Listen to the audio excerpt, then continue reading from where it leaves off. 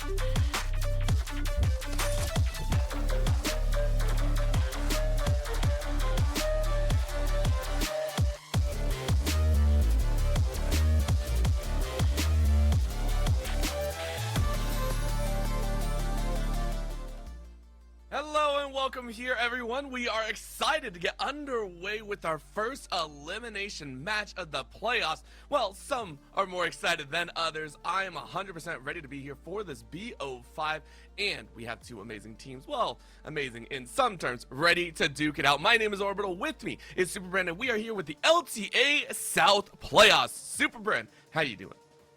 You know, I'm doing pretty good. First playoff cast for me, and I'm definitely excited. You mentioned the two teams we have today, and above all else, this is going to be entertaining. Like, these two teams are going to come together and just have a bloody clash, a just absolute brawl, because this is an elimination match. This is the lower bracket. You lose, you get to continue fighting for your playoff life. Or, sorry, you lose, you do not get to continue fighting. You win, I was about to say, like, this is... Sorry. This is, this is it. This is it. Early in the day, these teams are ready. I clearly was not. I had to do some vocal warm-up. I'm ready to go now. Yeah, it's back against the wall time. It's do or die for both of them. 100%. And I mean, the two teams that we are going to watch have had some ups and downs throughout the bracket, namely for Loud, who we're going to start with. They were in the upper bracket, of course, having a little bit of a rough time against Pain Gaming, who honestly did very, very well in the opening matchup. But for Loud, Robo, Shinny, Tin Owns, Route, and Redbird, all these players kind of stepping in here. And honestly, if we're looking at this squad, we have to give props to the one man that still made it look somewhat good, Robo, in that top lane, someone we really got to watch for today. Yeah, he was able to solo kill Weiser multiple times, just playing some of the most solid League of Legends of his career, honestly. He's somehow always been this, like, I'm going to limit test, I'm going to keep flipping games, but I'll make it work because I am Robo. And now all of a sudden Loud is struggling, and he's like, all right, I gotta really turn it on. And he's been playing so consistently well. Unfortunately, the same can't be said of some of the other Loud names that we've come to see as, staples of the team. Tanones in the mid lane has been struggling on even some of his more popular champ picks, and Root in the bot lane as well. A little harder to judge because, you do have two people in the bot lane. Whose fault is it really? But these big three carries for Loud have not... have only one of them in Robo has been really performing up to standards. Yeah, and that really terrifies me because we're looking at the other side. It's Estral coming in here, hoping to have their own type of beat to their matchup. We got Summit, Jose Diodo, we got Miru, as well as Snaker, and then Ackerman. And I mean, Summit has had some good times that they might struggle, but where we're keeping eyes on is Jose Diodo and Miru. These two actually stepped up in their matchup, I believe, a couple weeks ago, specifically against the likes of Fluxu W7M, and it was, I mean, yes, it was a little bit of the, it's two teams fighting for the lower side. But Jose Diodo and Miru actually looked really good in that series. Yeah, I mean, that was an elimination match as well, essentially, and Jose Diodo and Miru really stepped up. Now, there's going to be a lot of detractors saying it was Flukes of W7M. They're going to just fold over anyways. But to get it done in 2 games, not let it go to game 3, and Jose Diodo and Miru looked good. They didn't just get by. They didn't just win the game. They looked really dominant. And they're going to have performances like that again today if IE want to push past Loud. And for me, I am looking there, but also into the bottom lane, where specifically it's Root and Redbird versus Snaker and Ackerman. When we look at these bot lanes, I think that's where the series is really going to be determined, because I hate to say it, Loud's bottom lane, Root, Redbird, they look decent. But Snaker and Ackerman have yet to really impress me in terms of individual prowess in a dual lane centric situation, right? Like, they just have not looked as strong as, say, Jose Diodo and Miru have been in certain situations. I mean, even Summit has had individual performances. So I'm looking down there and going, for Isras Estral, I'm a little bit worried. Yeah, they're a solid lane. They play an okay game that's going to... It's certainly not going to lose you most games, but you are correct that there hasn't been a performance to really point to and say, okay, these two really stepped up and won the game today. And those are the performances you're going to have against a team like Loud. We've talked in the past about how Loud is this tenured, experienced team, the oldest average age on the team. But most of these players have, like Robo, Root, they've won 4 championships with this team, like straight. These guys have been here before, and if there's ever a time that Loud knows how to turn it on, it is in the playoffs, in that lower bracket, to just surge forward. And you're going to need everyone on IE to be able to take it. I think this series goes to at least 4 games, if not 5. And, okay, you can have an okay game in game 1, 2, even 3. But when it comes down to brass tacks, if you don't have at least one game this series where you surge forward and bring your team to victory, I don't think you're going to get past a team like Loud. Yeah, I think even the Gringos Liberados, the weekly podcast, by the way, that the LTA South does have on the English side, featuring, I believe, Trajan, RMC, and 4white4, they were even saying that this is the one series that they actually expect to go all 5. If we're looking at the kind of length of the series in there, they were even talking about the fact that this one is just kind of a toss-up. They're not sure who's really going to step up here on the day. I mean, they expect Robo to continue, don't get me wrong. But it's such a toss-up on who's actually going to come out, especially since there were some hiccups in between some of the drafting points. You know, you saw everyone kind of drafting in and out, but it was a wild piece, and I have to bring about this phase, because when we talk about wild drafts, I don't want to say super wild or anything, but the rise of Annie has been seen across the side of the LTA South. I mean, we even saw Pain Gaming look to take a stab at it, and it didn't really work out in their favor, but for IE, they specifically have been able to make it work on Miru, and it was used to, I would say, decent efficiency. Yeah, Annie has been coming to some higher popularity, and I think that's because of the changes to mage items. Mostly there's a lot more AP on the board. A lot of the passives got tuned down, but some of the items have massively increased amounts of AP. So even something like Horizon Focus, where you normally wouldn't be building that on Annie because she's never proccing the passive. The passive is only revealing people now. Now it's just a 115 stat check button. That's so much AP just on one item.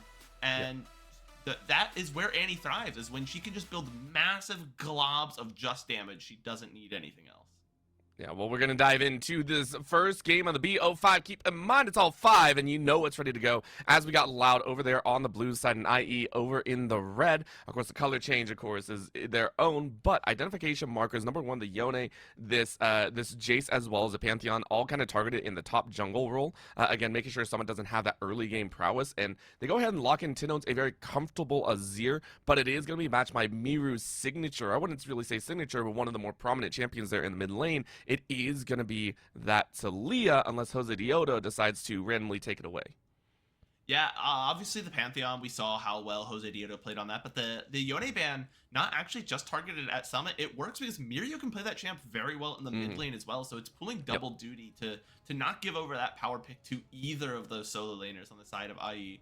I wouldn't be surprised if maybe they don't pick an early jungle here and try to hide the Talia flexibility, but never mind. They immediately lock it down. They say, we want Jose Diodo to get a pick. We want him on early. And so they're just going to give it up. Hey, Talia's going in the mid lane. It makes sense. It can shut down the Azir. You know, the Unraveled Earth can help to lock him in place, and a lot of early ganks from Jose Diodo is what IE needs. They need him to really step up and play carry. And I think Shinny is back on Skarner duty.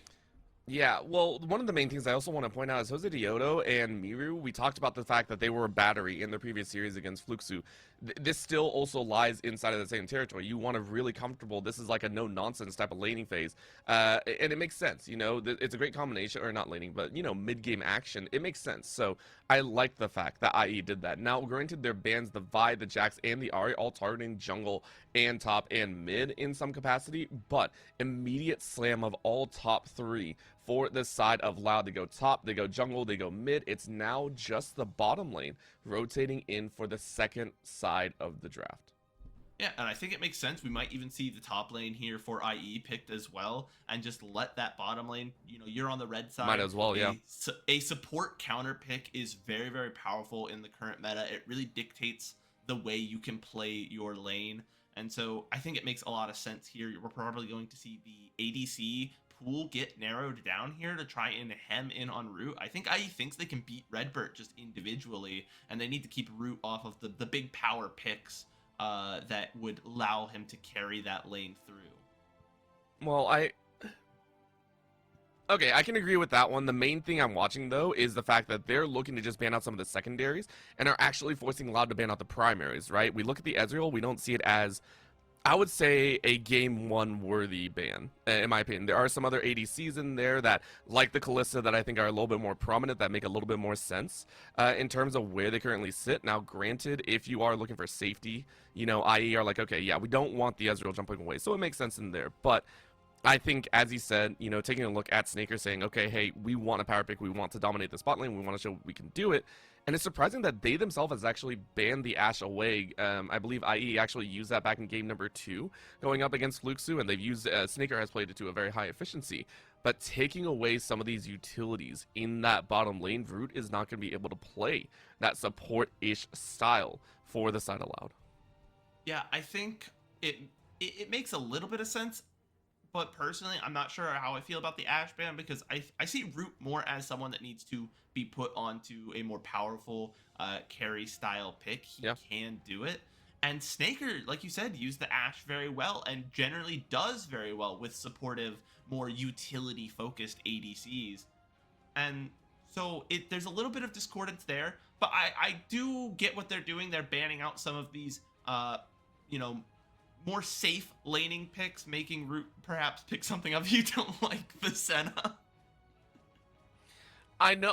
Look, so Annie was one. Annie was one that we saw picked up by IE before, and it was actually paired with the Senna. I personally did not like the Senna, mainly just because it takes a lot of agency away, it feels like. It's comfortable, it's there, but this is what comes out, right? You take a look at this heavy engage, you take a look at this, we're going to fight you.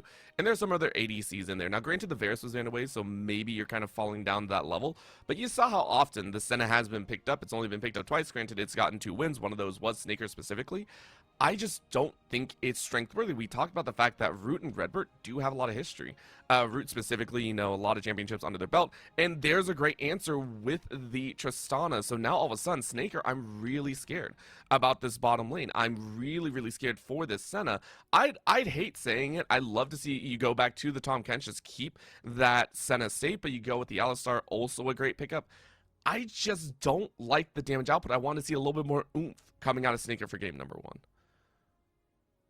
1. IE doesn't have the longest game time, and Loud definitely tends to play better the longer the game goes. So I mean, look at their comp. Look at their literal comp. You look at what a Gwen, a Tristana, and a Zir. Like all of these are like. It's a bit of a gambit to pick the character who's like, no. My strength is that I can scale infinitely. I can get a bunch of attack range and crazy damage. As long as we go to like 40 minutes, I'm the most powerful character on the Rift. But like, that's what Loud wants to do, is take it to late and flip it. They talked about which team is what buff on the map, and Loud was Elder because they're gonna flip the game late.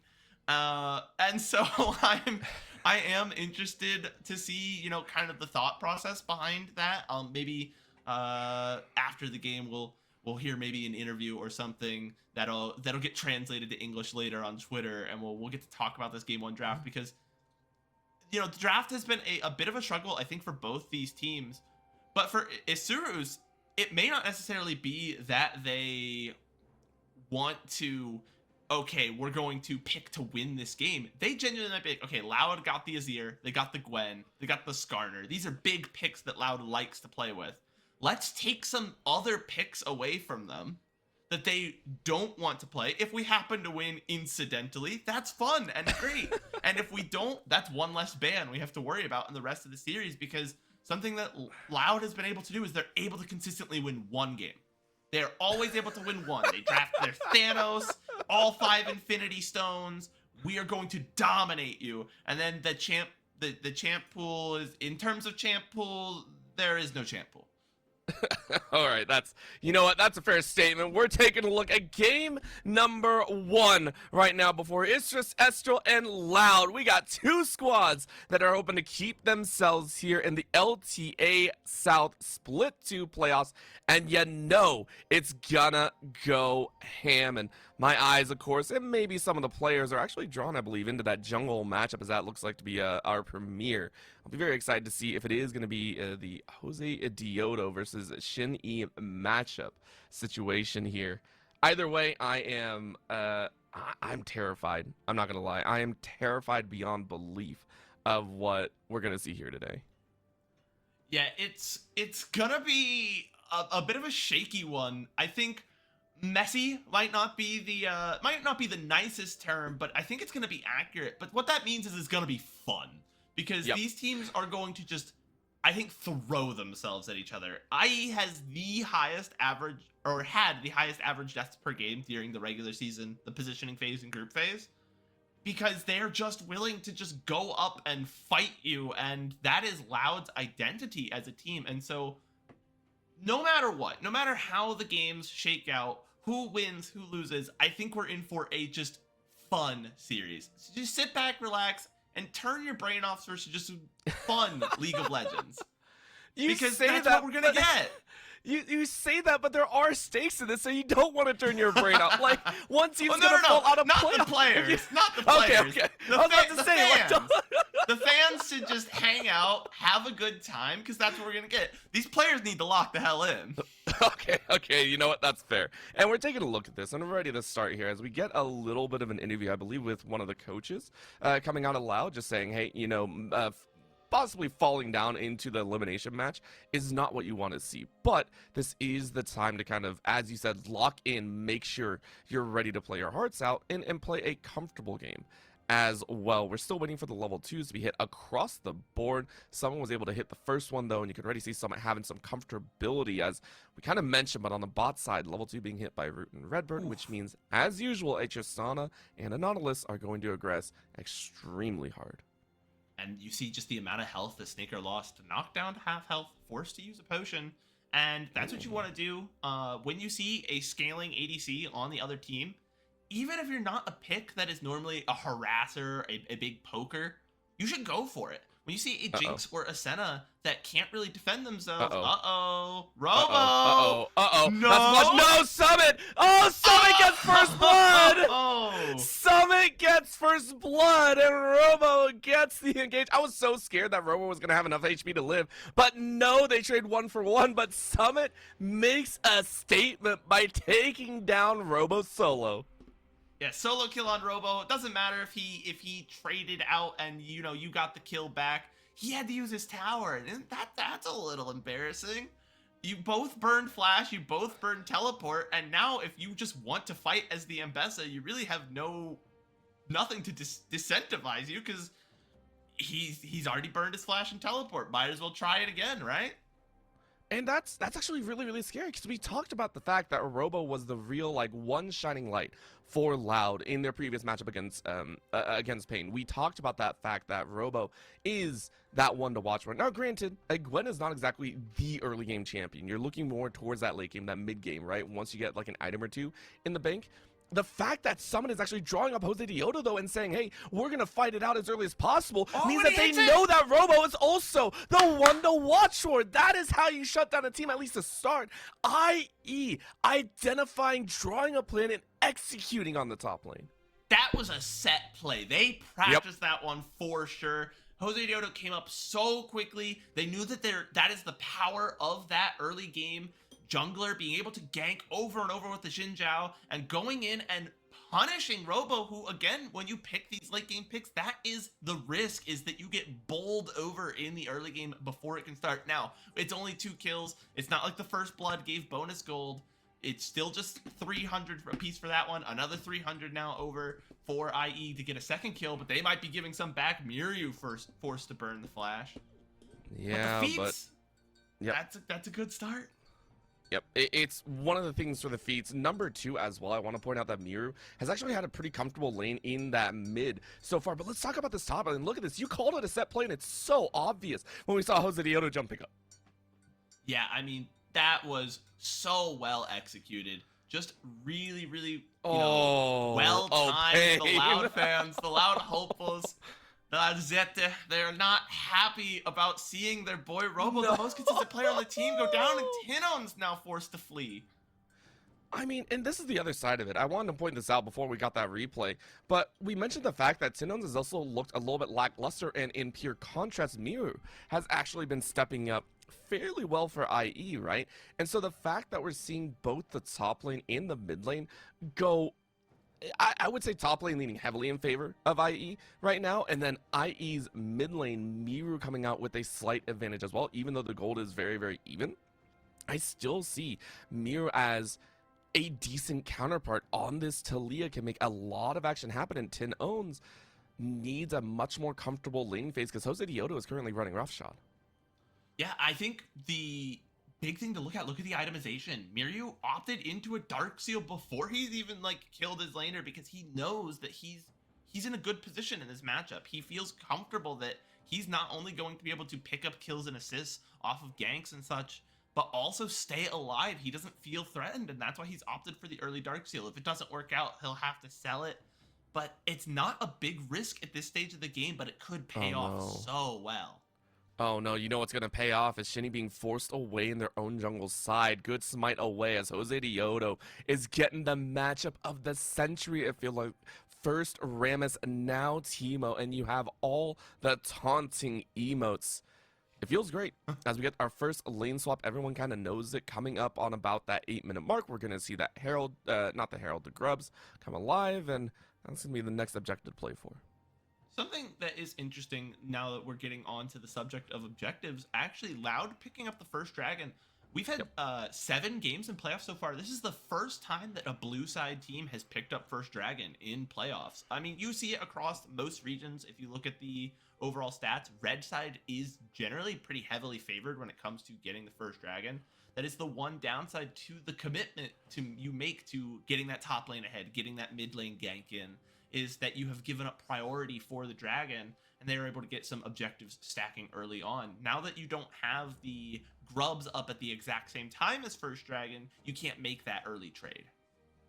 It's just not feasible, and unfortunately you are going to pay. Now granted, to me first dragon is something, but it wasn't accompanied by anything. It was just a raw dragon take for Loud. So for me, it's all about what else do you get around that mark, right? What else are you getting in that position? Are you getting more after the dragon? And so far it's been negligible. What we are going to watch though is a 2-pronged attack here. Loud force that top wave in.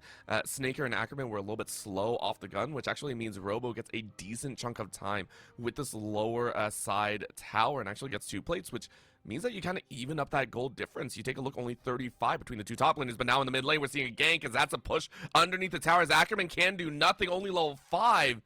And 10 owns able to make a statement of their own, saying, look, I might not win the 1v1, but you bring the support and I'll for sure bring you to Rune. Yeah, Ackerman stepping up a little dangerously. Didn't have flash up, only the Hex Flash there, and didn't have the ultimate to cleanse any CC that came out. And because of that, gets punished. The Emperor's Divide used, but if you're picking up a kill, especially this early on in the game, you're gonna be fine using your ult to do its job. Push someone under tower, get some gold in your pocket, and even things out so that you're not, woefully behind in this mid lane matchup. Now, actually, Tino's taking the gold lead, and almost exactly all of the gold is from that 1 kill. Yeah, it was a nice little shift. What we're watching for is Jose Diodo, even though the other lane matchups have been interesting, as you get another snipe of that buff. Granted, I believe it was the 3 grubs handed over to Loud, so Jose Diodo is just getting consolation. But it does show that as long as it's that raw 1v1 between the junglers, feels like Jose Diodo is going to come out with the victories 9 times out of 10. Top side, though, we're seeing Summit duel it out Robo. Robo burned ult earlier, which means that this could be a 1v1 fight, but I'm wondering if someone already burned their ult as well. Robo able to stay alive for a little bit longer. The snipe could come out here, though. There it is, and you catch, and you're going to die. Flash out with the Dawning Shadow means that's going to be the 3rd kill for Summit. And that is a feat of warfare going over to IE. The feat of objectives still up for grabs, but very much in the favor of Loud. And this early game, ever so slightly, you can see the gold, just barely about a 500 gold lead there on the screen. Just barely favoring IE, but the one player that we've talked about as this is Loud's guy. He's going to carry them. Like, he's going to be the one that if someone's going to make a statement and win today, it's going to be Robo. And IE knew that too, and they shut him down early, and the kills are on Summit. He has all 3 kills for his team, and he is playing really, really well, and that was someone we had some questions about coming into today. Yeah, the questions being Summit's a coin flip. I hate saying it, but back in the matchup against Fluxu, Summit had some really high highs and really low lows. Specifically, that Jace just had some mixed results in their matchup, right? That's why that game 2 I think was so spicy when we were watching. I don't remember who was game 1 or 2, but it was spicy nonetheless. And the fact that we saw Summit just do very well, and now given the opportunity to do even more so, is gonna be a treat for the eyes. I mean, an Mbessa of all things, you know, an Mbessa can be a giant pain in the backside. What we are watching is the mid lane though, as that's gonna be a tether plus a little bit of a fight back as Snaker on this Senna. Not exactly the most overpowering, as Root is actually taking full control for second one actually to hit 100 CS first for the team, but it is going to be buckling in to this dragon fight as the dragon is actually drawn a little bit further out and the top lane is duking it out on their own. Yeah, the farm lead is where Root is really, you know, kind of giving it to Snaker, and that's to be expected. Senna, not the strongest laner, opted for the wave clear there with the static shiv to try and kill as many of the minions as possible, and, you know, just keep the farm going, keep stacking, so that when, you know, you've put Robo behind, sure, but this Gwen will still come online. The ideal is that by the time that happens, hopefully, you know, oops, we get the replay on this. What? I mean, just really well executed. Yep. Yeah, and I don't know if the Dawning Shadow was necessarily needed, but it was the icing on the cake to allow someone to play just outside of that range, make sure to tag that last little bit of damage, and it's appropriate. And you know what? We mentioned the fact that Snaker grabbing the Senna means and obviously optimizes into a much safer play. That's what we're looking at. Right now, though, Robo is once again getting treated to the top lane action of multiple people jumping on him. Unfortunately, Shroud ain't gonna do enough. That is a free pickup, as every single death that has gone down so far has been on Robo's head. Ayo, Robs. It is not Rob's day, as sometimes when it is Robo, when it is Rob's day, it is so good for Loud, but today he is Hobo. It is Hobbs day. It's not looking good for him. And they're just tunneling him down, which has allowed Loud to find some space on other parts of the map. I don't imagine he's even worth all that much gold anymore, but look at that. That's what you want to see if you're IE, getting this top side out to a big early lead, and Snaker no longer even down on gold, being able to keep even with Root. That's what you want. If you can get this, you know, early game core in the top side, this mid game really strong fighters, to bridge over to the point where Snaker goes from a supportive pick to just an absolute mega carry, then it's working really how IE wanted to. This draft, we questioned it a lot, but you can't argue with results. I mean, the results are only here in the early game. You know what, Bren, I'm still very, very hesitant to fully call, you know, this early game 1 for the side of IE. Well, I say that even though they're up about 1.4, but I'm still leaning into the phase that it doesn't determine everything. And we actually see that because of how much wardage is actually pushed into enemy side jungle. Loud have actually opted for a very heavy coverage here in the mid and bot side, especially with, I think, Dragon up in 2.5. But you can see with those plates going down here, you're seeing a nice little shift in the gold functionality. It's why it's only about 2k difference, but Tin owns and the rest of the squad are looking for a bot side keep Summit away position. And now they're going to look towards maybe that mid side. So i.e. rightly posturing mega wards into that river safe defense. I like what's being positioned by both sides right now. Yeah, this upcoming dragon is going to be an important one. Cloud Drake's generally pretty good at the pro level. Being able to position and rotate just that little bit faster means quite a lot when you're talking about, you know, the best players in their region. In addition, obviously, if the Drake goes over too Loud, they would secure the feet. Tinone's being aggressed on a little bit by Summit. And so, yeah, I wouldn't see, I don't imagine either team is going to make a huge aggressive play. They're going to set up for their next objective, unless you're Jose Diodo, who smites away Grump again. At this point, it doesn't even, like, the 80 gold is not what it's about. It's about the statement. You gotta send a message more ways than one. However, that's a shove underneath the tower as Summit has to flash. Tin Owns was able to sidestep And where was this 10 owns earlier? Where was this 10 owns last week? The Azir is working wonders. Now, granted, Summit went a little bit too far, maybe for the team's liking, because on the other side, we are seeing the Herald go down.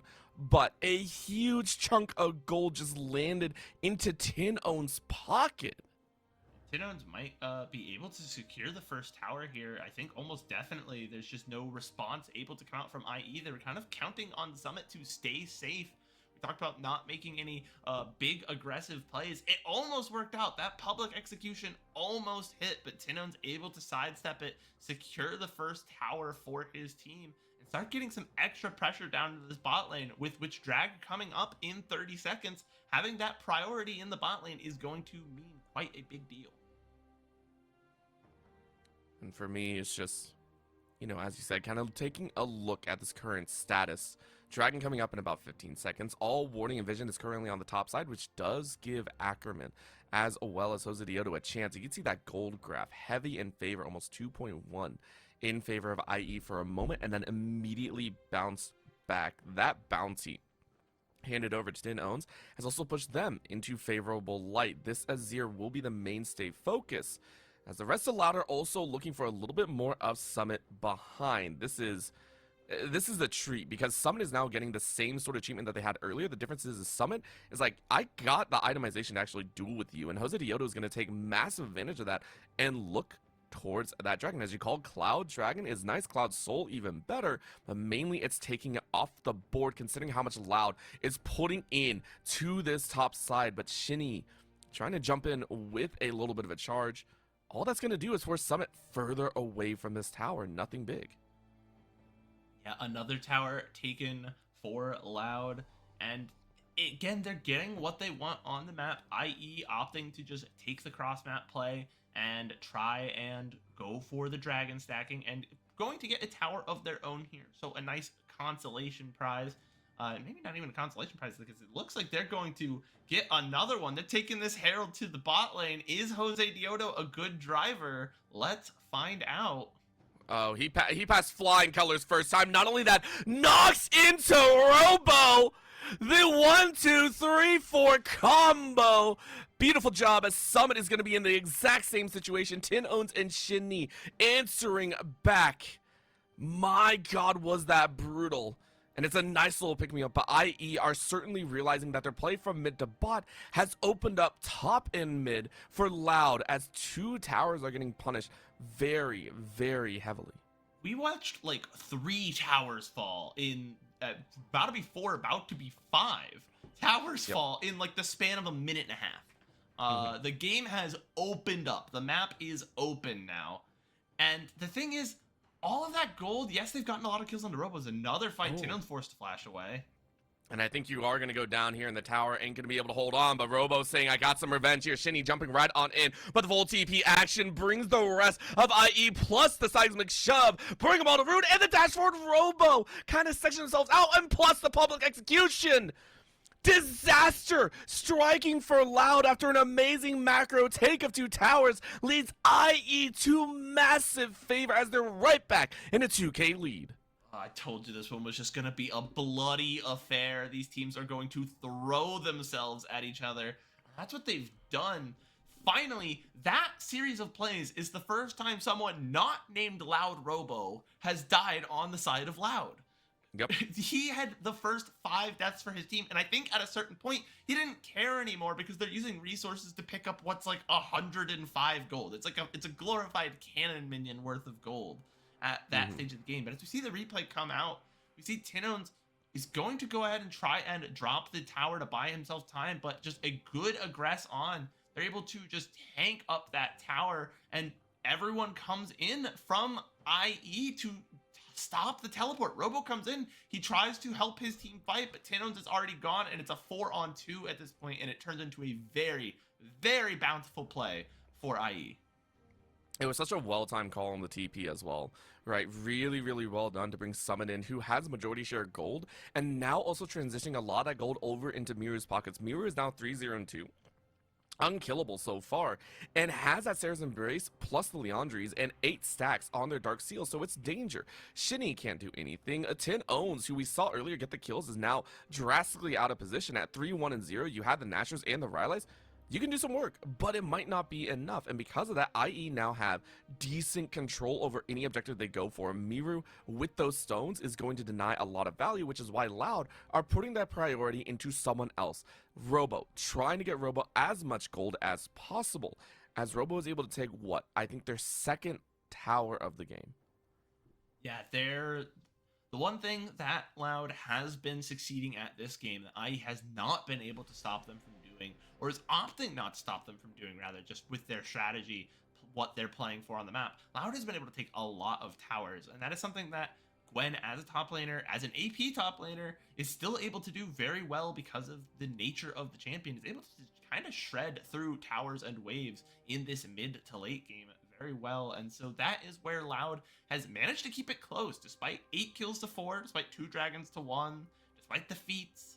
It's still only a 1,600 gold lead, which it's not nothing. It's certainly a good gold lead, and if you're IE, you're happy to have it.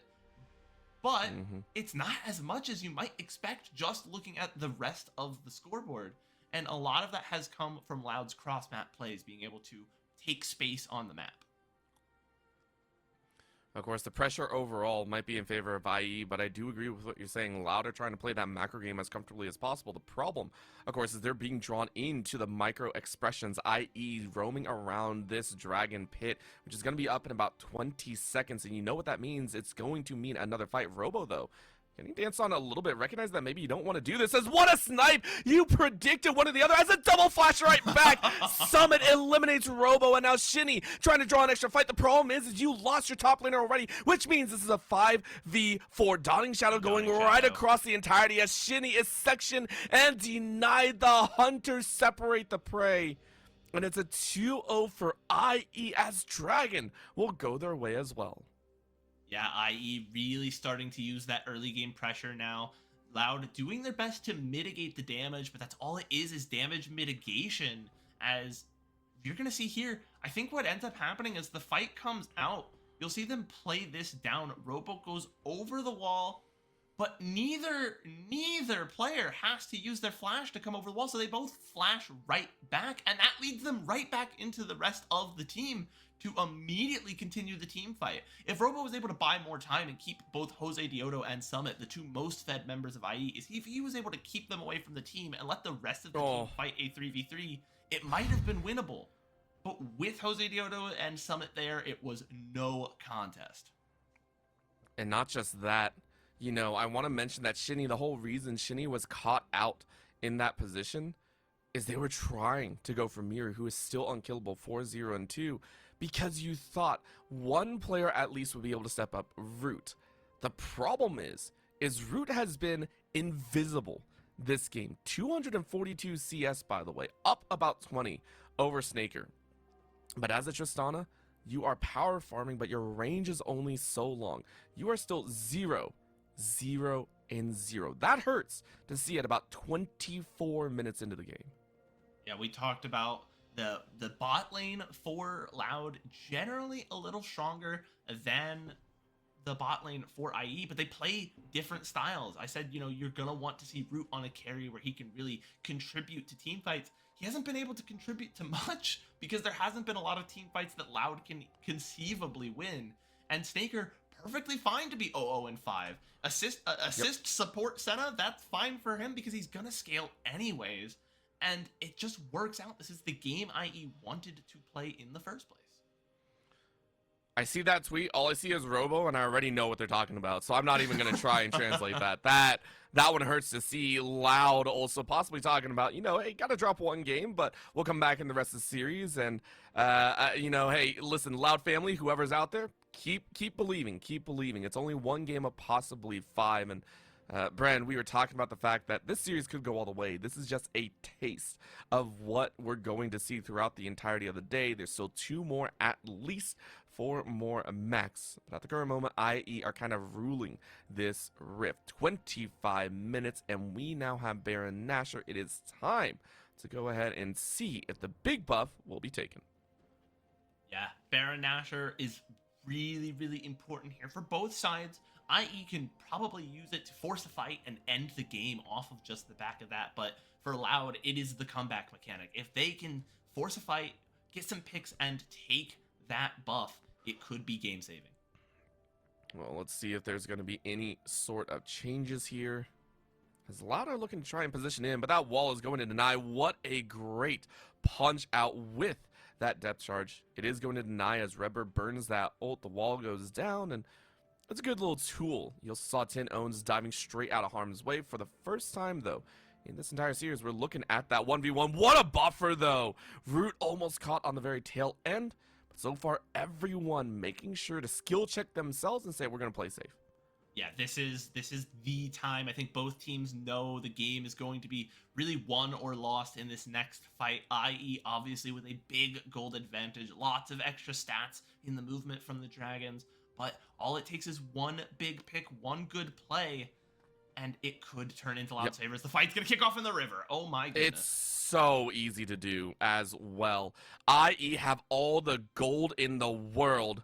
And the fact that Robo's out just shows that, hey, maybe they're, maybe IE won't exactly focus on a kill position. Robo's going to run their way out to safety, but the main eyes are on the other side of the map. Summit, though, really wants this kill. They're going to walk the long way, and Baron is now currently started in this 4v3 position, though. It might be a turnaround option. Shinny is going to throw in a rock, try and take a look. Root, for the first time, might say, hey, I have some damage, 2.5 items. You can do some work if you can pick up some kills behind, but I don't think you're going to get it. Root finds Mirror off on the edge, but that's a flash away. Snaker able to stay safe, but it brings Ackerman straight on in another wall to force the bounce, and Root's first contribution to this game is their death.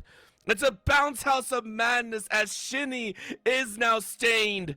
It is going to be their third Summit with the disrespect on the Redbird, and only Robo survives.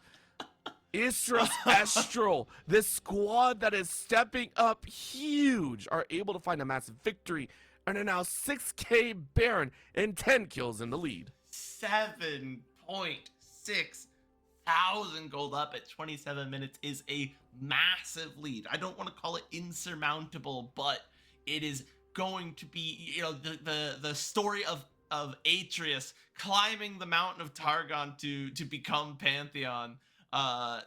That's what this is gonna feel like, because I want to call out what a really well timed wall from Miryu. Again, the Weaver's wall is so well played, and he just feels like he has a great understanding of positioning with this Talia and has all game. The stepping out of the Baron pit, letting the Baron debuff expire, and then kind of forcing he just forces Root to pay attention to him. That is all. And everyone pays attention to him, and then all of a sudden, Tino's having to use everything to escape there. But everyone goes and looks at Miru, and they don't really, it's like they don't even notice. Ackerman just walks up to them and is like, all right, I'm going to engage you now. Yeah, this is...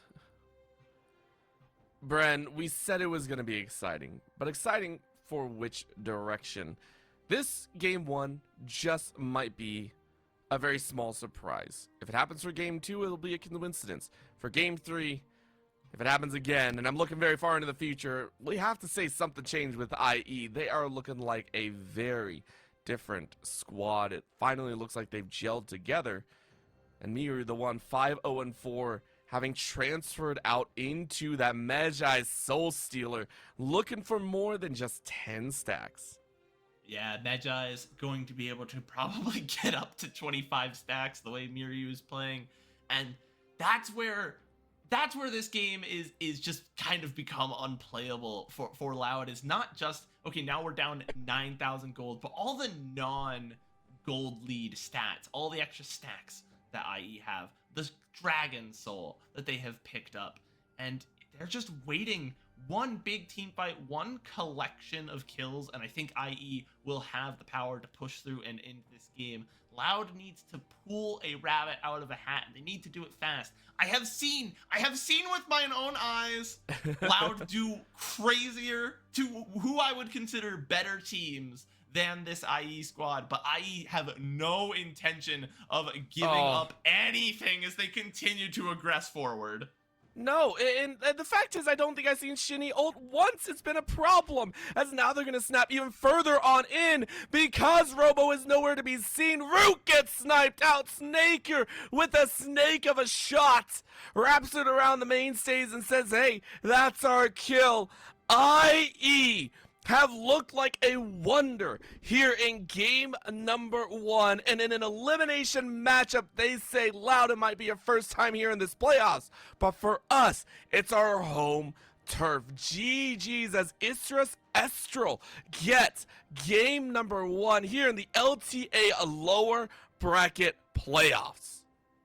That was just a dominating performance from start to finish. IE looked comfortable. I love the Pain Zeta fan, the little Pain fan. Pain's not even playing this weekend. Buddy is just here to hate. He is here for the love of the game, just to hate on Loud, and I love that. I mentioned exciting, and if you're an LLA fan, that was brilliant. You loved every moment of that. If you're a Loud fan, oh man, that's not good. And we talked about, we talked about how, this is going to go to 5. This is going to be a bloody one. But IE listened to us and they disagreed. They've been prepped for this matchup specifically. Yep. Clearly, they knew the way they wanted to play. We were like, I don't know about this draft. Doesn't Loud want to play late anyways? What's the Senna going to do? They don't. No. We're playing for these early game carries. The Senna is just there to provide utility and support, as Snaker always has to his team. It just worked so beautifully.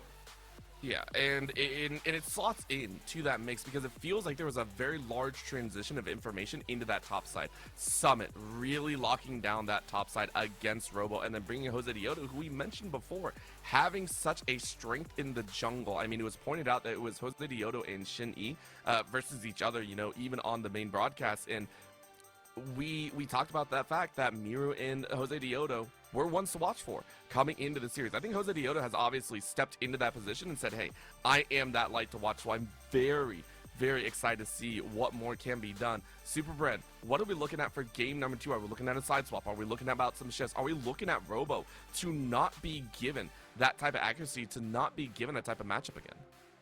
So I think for game 2, Loud is going to have to try and make a fundamental shift. They picked a lot of late game, like, we are going to team fight as 5 and win the game there, and they didn't really have anything to get them there. If you guys had been allowed to safely scale up, then you probably would have won, no problem. But this is a game where the other 5 players don't want you to win, and they're not going to let you safely scale up. So they need someone to pick a more mid or early game champion and act as a bridge for Loud to kind of get over this IE-shaped river. Yeah, you know what? You took the words right out of RMC's mouth. They need a bridge. They need a bridge somewhere. So eyes are out right now, and I am excited. We are going to go to a game number 2. LTA South will be right back. If you are here, though, for the first time watching, we want to say, please go ahead, give us a little bit of a follow, or go ahead, give us a like wherever you're watching this one, and go ahead and subscribe as well. Keep us in the loop, or keep us in your feed, because we bring all the action from the LTA South. Please don't go anywhere. We'll be right back for game number 2 between Loud and IE.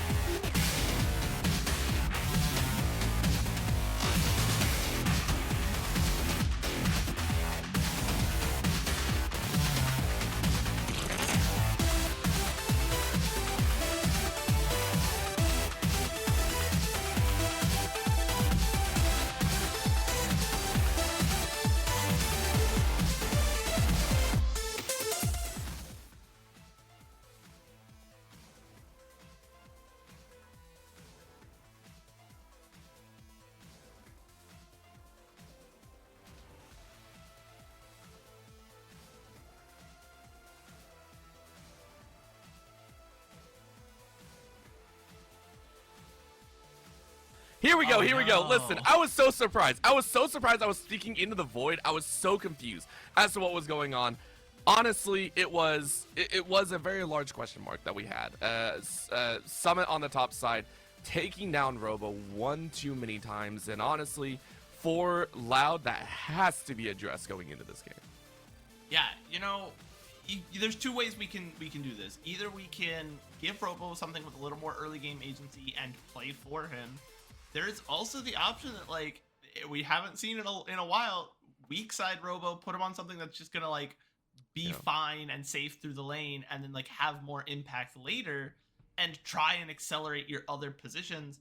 I don't think Loud is generally wanting to do that, but when we talked all pregame about how Robo is the most steady player on Loud and he's gonna take the team to victory, and then IE did the same research. They looked at the same thing. We're like, yeah, Robo's the best player on their team right now. Let's just make him not have fun. We're gonna make him not play the game anymore, and then we can win a 4v5, and it'll be great. Yeah, and when you point that out, we have to give a lot of credit to IE. This is the IE squad that did so well in split number one. One of those reigning squads that we say, hey, you could have gone way further here in split two as well.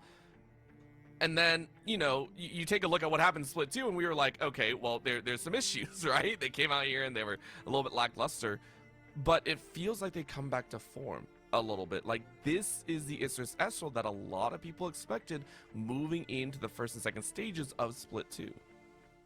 Yeah, I totally agree with you. It feels like people forgot that these guys were so good in the first split, just rolled over teams, and then we were surprised that they weren't doing well. And now that we've come to accept it, we're surprised that they're doing well again, but this is what we wanted out of them in the first place. Loud looks like Loud is opting to stay on blue side. Interesting, because during the regular season they actually had a significantly higher win rate on red side than blue side, but maybe they're looking at the draft and saying, hey, we want to do a more blue side oriented draft. And Robo on the Rumble has been a pick that has worked out very well for Loud in the past. And I also want to point out the main difference. This is a heavy ADC ban coming out here. And I didn't want to touch on it until we actually got into game 2, because I didn't want to draw too much focus to it. But with the double bans towards it, Root had a negligible game that entire game 1.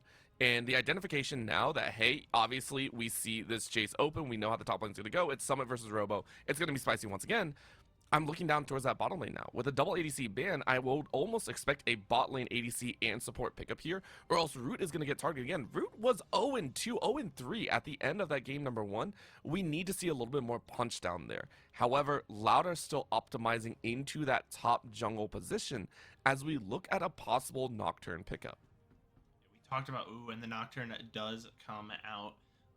Not necessarily, the most powerful pick on its own, but can combo very strongly. Oh, if you wow. can pull it off, not the easiest to do. I do have to imagine this is where you want to go if you're picking up the Nocturne, is to pick up a mid laner that can either go in with him and combo really hard, or the Nocturne Orianna, and that is to be expected. But like you said, this opens up to just Root's pool getting banned out. We talked about him not picking up the Lucian last game, opting for the Tristana, and now Lucian and Varus are both banned. Root gonna have to dig a little bit deeper into the ADC pool. I wouldn't be surprised if we see Ezreal get banned out again as well. If the last 2 bans are both ADCs, it's going to be very, very dicey as to what champ Root picks. Yeah, I mean, you're looking down at a possible 5 ban. If you get a shadow ban coming in here for Snaker as well, you grab an ADC for yourself and you just rock it out. Like, there's some real dangers here. And we talked about, I at least posited that, hey, bot lane might be the decider, and this might be a decider in a vastly different way. If Root and Redbird do not get solid positioning, do not get a solid piece, I'm really scared of what happens here, because we could see a repeat of Summit and Robo because of how spicy this top lane can be. We're getting down the last ban here. I'm curious what they're looking at, and they don't ban I would say anything. It could be. It has happened, I think, twice before, though both instances were against VKS, that a team has left the room early or late, and that has caused them to lose bans. Yep. So it is probably a ban penalty being it is. assessed here. Again, man, again. I.e., they actually did have this last time as well. So yes, it is gonna be. All right. Yeah, they lose the last 2 bans, so this actually opens up a lot more space, which is why we actually saw the shift, I think, over to the ADC bans. So this actually makes sense where IE have actually kind of said, okay, look, we need to get these ADCs out the way. However, it's actually Loud doing the same thing. They were the ones to go ahead, ban away the Xayah, ban away some of these safety pickups that Snaker might utilize. They've already said, hey, you've lost this Senna, which was such a safe pickup. I'm wondering if we're also going to see the Ashe banned away here on Loud side. I think with the Nocturne already coming out, the Xayah is a really smart ban. Even though you're narrowing the ADC pool, which already had two bans knocked against it, you know that there's not 2 more bans coming out because of the penalty. They can only take away 1 more ADC from you, and so now you're making them think a little carefully about which one it is. And the Renata Glass, really good, is a really good support at taking the enemy team and telling them to go away and leave, because if you're a comp that wants to go forward, Renata Glass kind of turns that off. And so they're took away 2 picks that would prevent Shinny from bullying this IE bot lane. So I wouldn't be surprised that if during the game we see this Nocturne actually hover towards the bot side, especially once the ult is online, and try to get Root into a position where he can actually contribute, because we talked about the bot lane possibly being a decider. And while yes, it was all of that feeding towards Summit and Jose Diodo and punishing Robo that made a huge difference early on, late game Root could have come online, but it just never got that chance. And because he didn't, there was no one to contest IE. Okay, so they said we don't know exactly what you're going to grab. So we are going to take that Ezreal that we assumed was going to come out, which was banned away in game number 1. So there is safety back there, and this is okay. A heavier shift as well over to the Braum, being able to deny maybe the engages from Jose Diodo as well, as this is silliness. Obviously, this could be one of 2 things. I don't think we're going to see an ADC Bard anytime soon. That would go so hard. It would be so terrible. That would not. Don't you dare say that, SuperBren. I don't want to hear it. But they're opting for the Kai'Sa. A wild call here. That is not something that you take lightly, by the way. This is a Snaker Kai'Sa. By the way, massive pickup for Snaker specifically.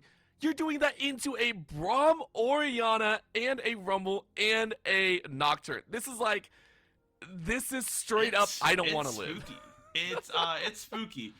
Now, Rel does pair, the silver lining here, Rel pairs very well with the Kai'Sa, able to very consistently apply 2 CCs and get that plasma essentially already halfway stacked before you really have to do anything yourself as the Kai'Sa. And I do like the mid lane matchup without the junglers there, just the one-on-one in mid. I do like Miryu over Tinones here. I do like the Victor pickup. Snaker is going to have a difficult time finding places where he can stand and auto attack, because Glacial Fissure, the Equalizer, these are covering massive swaths of area, and then on top of that you're going to be aggressed upon by that Nocturne. So Snaker going to have to essentially play a very early game, heavily trading in lane, winning the lane hard kind of Kai'Sa, because otherwise the team fights are going to get very, very dicey for IE. Yeah, it's gonna be a wild one, and this is one of those moments that you have to sit there. Is there the full strategy of kind of, hey, we lost out on the bans, kind of toss this one to the wind, go to see what works, right, and just kind of mess around with it? I don't disagree with it by any stretch of the imagination, but losing 2 bans can really toss out a lot of what you were expecting to be able to pull off, with the ban wise, with trying to section out the opponent. So here is something that they can do. Either way though, same sides, different champions, same teams. We are diving right back in to the LTA South lower bracket quarterfinals, first of the weekend, and the BO5 going up between the likes of Loud and IE. This is a chance to put themselves on series point for IE and knock out one of the oldest squads here from the LTA, even from the old days as well. Yeah, this is a precarious position for Loud, which is not something I was expecting to say so early. I thought no matter how the first game went, like, yeah, it's fine. We're gonna get a nice long series. We're gonna be in for the long haul together. But I just looked so good in that game one that I'm already a little nervous. I do think individually the lane matchups look pretty good across the board for the side of Asus Estrel, who, you know, again, had their run of the gamut in the first game where they just kind of did what they wanted. I think not only has draft changed for Loud though, if I had to posit something, they're gonna approach this game a little bit differently. Yes, I could see that as well. They have to. I think both squads have to. I mean, the drafts, the compositions have also drastically changed. We talked about that bridge being needed on either end, and I can sit there and say, yeah, they do have a healthy bridge. You talk about that strength of the Braum rotating into the laning phase. You also talk about the level 6 from Shen Yi. Shen Yi was also very quiet on that Skarner in game number 1, so we could see some changes already in the mid lane though. Miru and Tin owns for their own on the Azir. By the way, Tin owns actually had, I would say, a much better mid lane experience than they had in the past. I mean, we talk about the Syndra, which I don't think we're going to be seeing anytime soon, but last week it was rough, so they were able to actually gather, what was it, I think 3-4 kills in that game number 1. So, you know, here on the Orianna, you're hoping to have a little bit better time. Yeah, I think Tin owns, you know, someone that we call out as has been struggling recently, did have a pretty admirable performance, was able to find some picks, find some kills, allowed Loud to pick up the first tower in that game. So if Tino's can keep on form and the rest of the team can perhaps remember what Obi-Wan taught you, then it'll work out a little bit better. But have you ever heard of the concept of the conservation of ninjutsu? No, I have not. What is this? So it's a movie-making concept that talks about how if there's one ninja on screen and he is fighting the protagonist, that he must be a very powerful ninja because he has all of the ninjutsu. He has to be a problem for the protagonist narratively, and so this one ninja must be a super awesome ninja. But if there's 100 ninjas, then every ninja sucks because they have the same amount of narrative weight. And so Tinon just took all the ninjutsu last game, and that's why Robo got his teeth kicked in, and he needs to give some back. I have never heard that. What I have heard is the fact that, quite literally, I don't know if they changed this, if you have more than one ninja, such as Kennen as well as Zed, they actually lose HP. What Miro is about to lose is their HP as well, as they're getting ganked in this mid lane. Flash over the wall is, I have no idea where Miru is going. This is going to be first blood handed over to Shen Yi. Already looking a lot better for Loud. If you're picking Yes. the Nocturne, you want to get active early on. Now, normally that comes as a result of getting your level 6 early and then forcing a lot of ganks with the ultimate, but seeing Miru out of position and getting your laner ahead, you know, giving him the opportunity to just free farm. Really good start for Loud here, and they needed it. And I mean, not only that, you're talking about picking a Nocturne. It's picking the Nocturne and the Orianna. You saw how rough the Orianna has had a time here in the LTA. Like specifically, it's not been great, right? So it's a nice little shift. And again, an overall shift of tone, leaving Robo on their own on this Rumble that can scale very well if you give it time, and might even be able to win out on that top side, as Summit's already getting bullied down by about a wave and a half or so.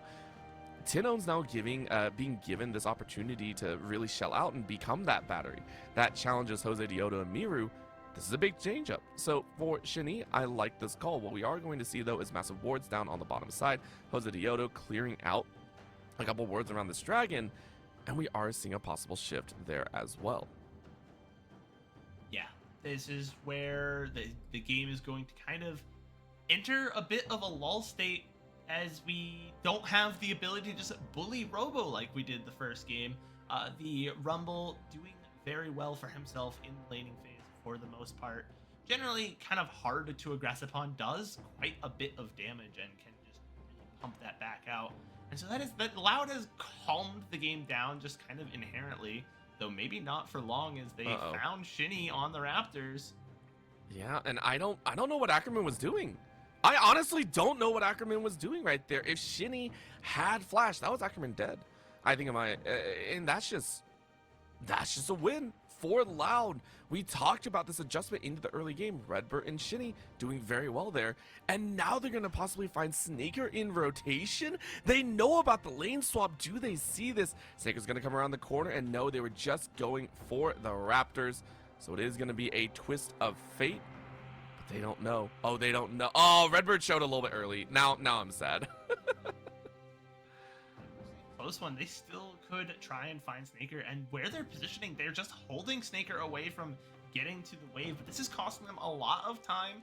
This means that Jose Diodo likely going to take this dragon, but if he can pick up 2 kills here and some tower plates off the top of it, Snaker likely to go down soon.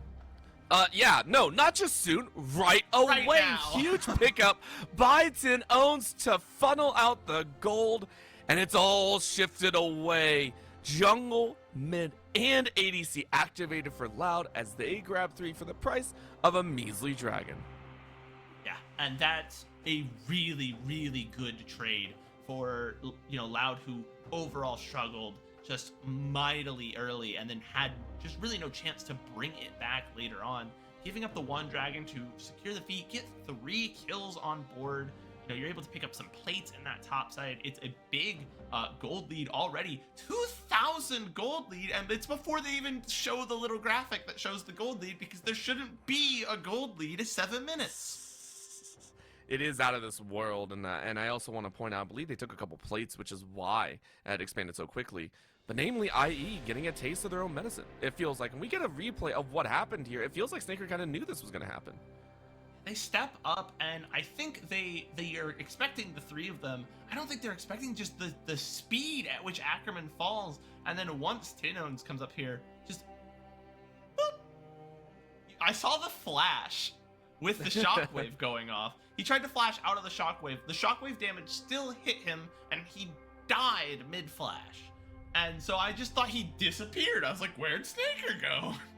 Yeah, I think we all did, actually. We said, hey, for Snaker, you're really, really hoping to stay alive in those situations, but we talked about the volatility of a Kaisa into this matchup. Such short range, you are going to be punished one way or another, and now you're getting punished in more ways than one. So almost a complete reversal at a pacing that we were hoping to see Loud do before. It's much, much spicier. Almost 3 plates total. Root is on the top side. Grubs are going to go the way of Loud just like before, but with a lot more oomph behind it, which should terrify you. A 3 grub take on their own. Loud is going to be pushing down these towers like nobody's business. And this top tower already lost most of its plates, probably about to lose that 3rd plate there. Ooh, just barely doesn't. But that means, there's still 5 more minutes with tower plates up, where Loud can look to pick up more gold, and we might see, for the first time in quite a long time, a tower that falls before plates are even gone. And that's just so hard to do with the way that the resistances and the ranges are on towers now. Yeah, it's just it's one of the big differences that came in is just it does draw a lot more fire. It draws a lot more I want to say, jungle pressure as well, and it also stops a lot of the snowball, right? We talk about that factor a lot in the game, but, the main thing that we're watching is, of course, Summit also losing out on that bottom side, and the solo Robo being able to force a flash and keeping that nice CS lead of about a wave. This reversal really lends itself to Loud being very happy about where they're currently at. Snaker as well just staying on the top side, as the bot lanes have actually opted to stay on this side of the map, because Dragon isn't up either. We're going to see an Infernal Dragon to come out here, so no Infernal Soul to play for. Jose Diodo getting tracked inside of the jungle era, where surprisingly they have been extremely quiet, even though they've hit level 7. Yeah, it just speaks to Loud being able to make smart plays, capitalize on some early mistakes. Like, Miryu dying was just a simple mispositioning caught slightly out of position and forced into the jungle and hunted down, and that has slowly led to Loud just finding small mistakes and playing off of them very well. Because overall, I do think IE had slightly stronger lanes, except for perhaps the bot lane, where I think that short range does hamper Kai'Sa quite a bit early. And they have a jungler that could have made things happen with their ability to kind of dash in and force fights pre-level 6. And despite that, they really have been very quiet in this early game, Loud continuing to just bully down this topside tower and having, you know, whatever they want on the map, really. I think it's only going to continue. You can see Root really showing up here already, keeping that CS lead that they had from game number 1, but this time being able to expand it into actual damage. They're very happy about this one. As you called, Bren, it is going to be tower number 1 falling at 11.5 minutes here.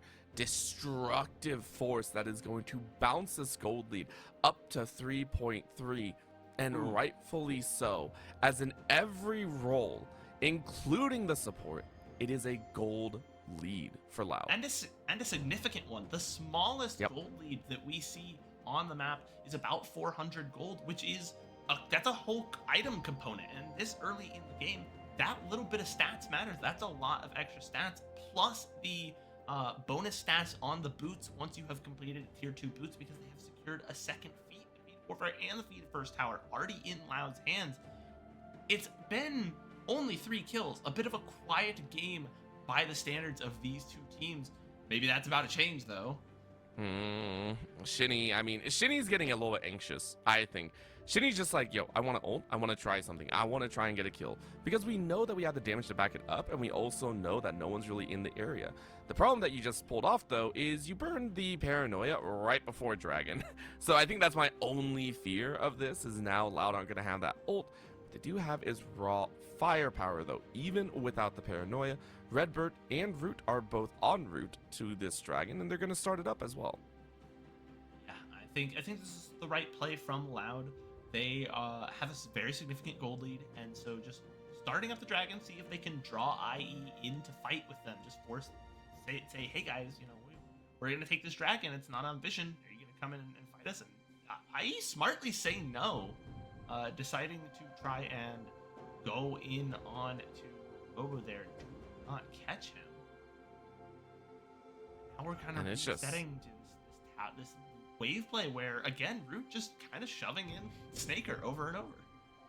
I mean, yeah, you're funneling gold, and you don't have to worry about it too much. Again, Dragon isn't really your mainstay focus either. You are just getting all the gold in the world. You're making sure to elevate that to another level. Root is about to gather, by the way. I believe it is a total of 7 plates, if you can tag that last little plate, but you're not going to go for it. Instead, you sit on 6. It is a wild number to have. So almost everyone, Robo, Tin Owns, and Root, all on level 10. Summit and Miro, the only ones on level 10 on the other side, which makes sense. But the fact that Snaker is down over a level and a half in their counterpart position it's just painful to look at. That is directly from this massive farm discrepancy, and that the danger we called out of Kai'Sa as soon as we saw it hovered, as soon as it came out frame 1, 384 gold off of plates is just silly, first of all. But the danger of the Kai'Sa is that it has very little range. And yes, it can reposition and get the attack speed. It can poke down with the W, but there wasn't really the option with that comp. The W comes out and Braum blocks it with his shield. The same for the void missiles on the Q. And so there's just been no opportunity for Snaker to do much of anything, and with the low range, he's been consistently bullied out, not able to pick up XP, and that's why he's down so much XP, so much gold, that you're really gonna have to hope that you can play for late game and that you don't get run over too hard in this mid game. There are some options, you know, once Victor has all of the passives online, has all of the buffs, and, you know, Kai'Sa has all of her upgrades as well. Maybe you can look for some big team fights, Rel, big team fight ult, but it's almost the reverse position from last game where, okay, yeah, you've got this late game comp, but if you just get stuffed in the first 15-20 minutes, doesn't matter. I would agree with that one. It's just like, you know, where you're currently at. And I really have to look at that top lane because it's also a reversal in that area as well. Robo has kept this to a very standard position, and Summit on this on the side hasn't really had much, but there's a combination that we're waiting for, and it's an easy force in more. Tin owns with the flash QW.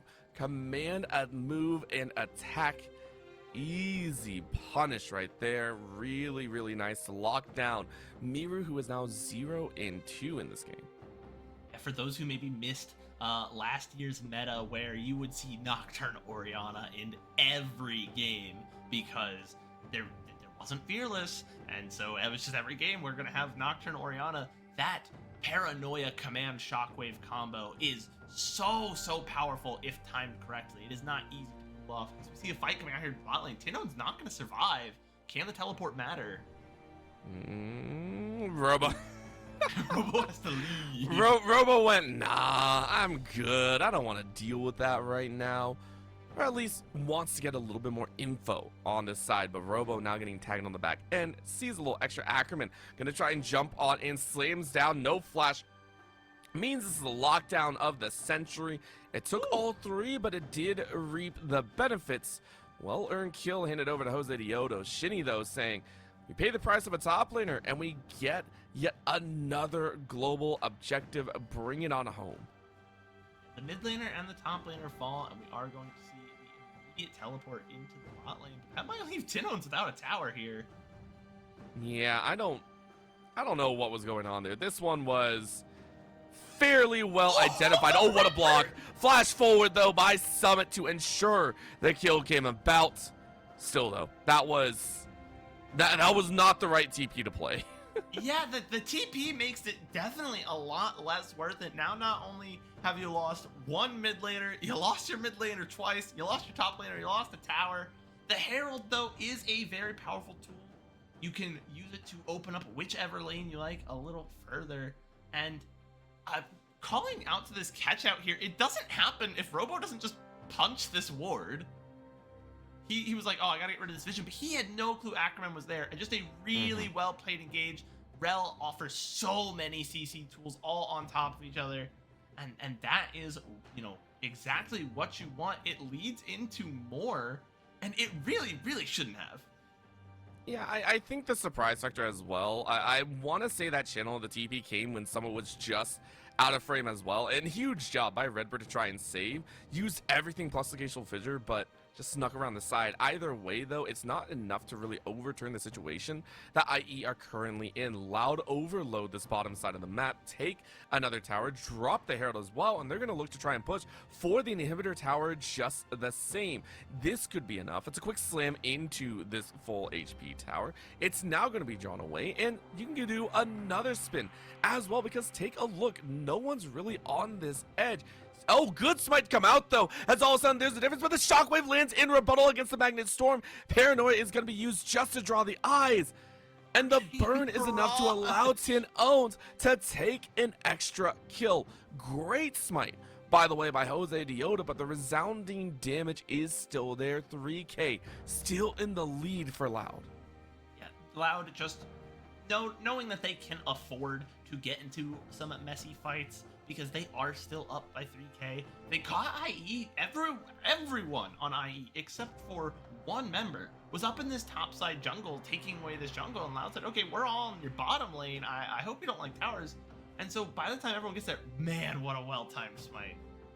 Yep, very clean, and then Shinny even burning that Paranoia, but a true shot barrage from the far side. I want to give a shout out yet again to Root actively getting in 1-0-2, infinitely better than 0-2-0. You know, this is a huge jump forward, and now you're actually that good backline supporter access with the Ezreal, and it's only going to continue. As you can see, the gold graph much larger and on the increase for Loud right now, as they're looking at a Hextech Soul to play for.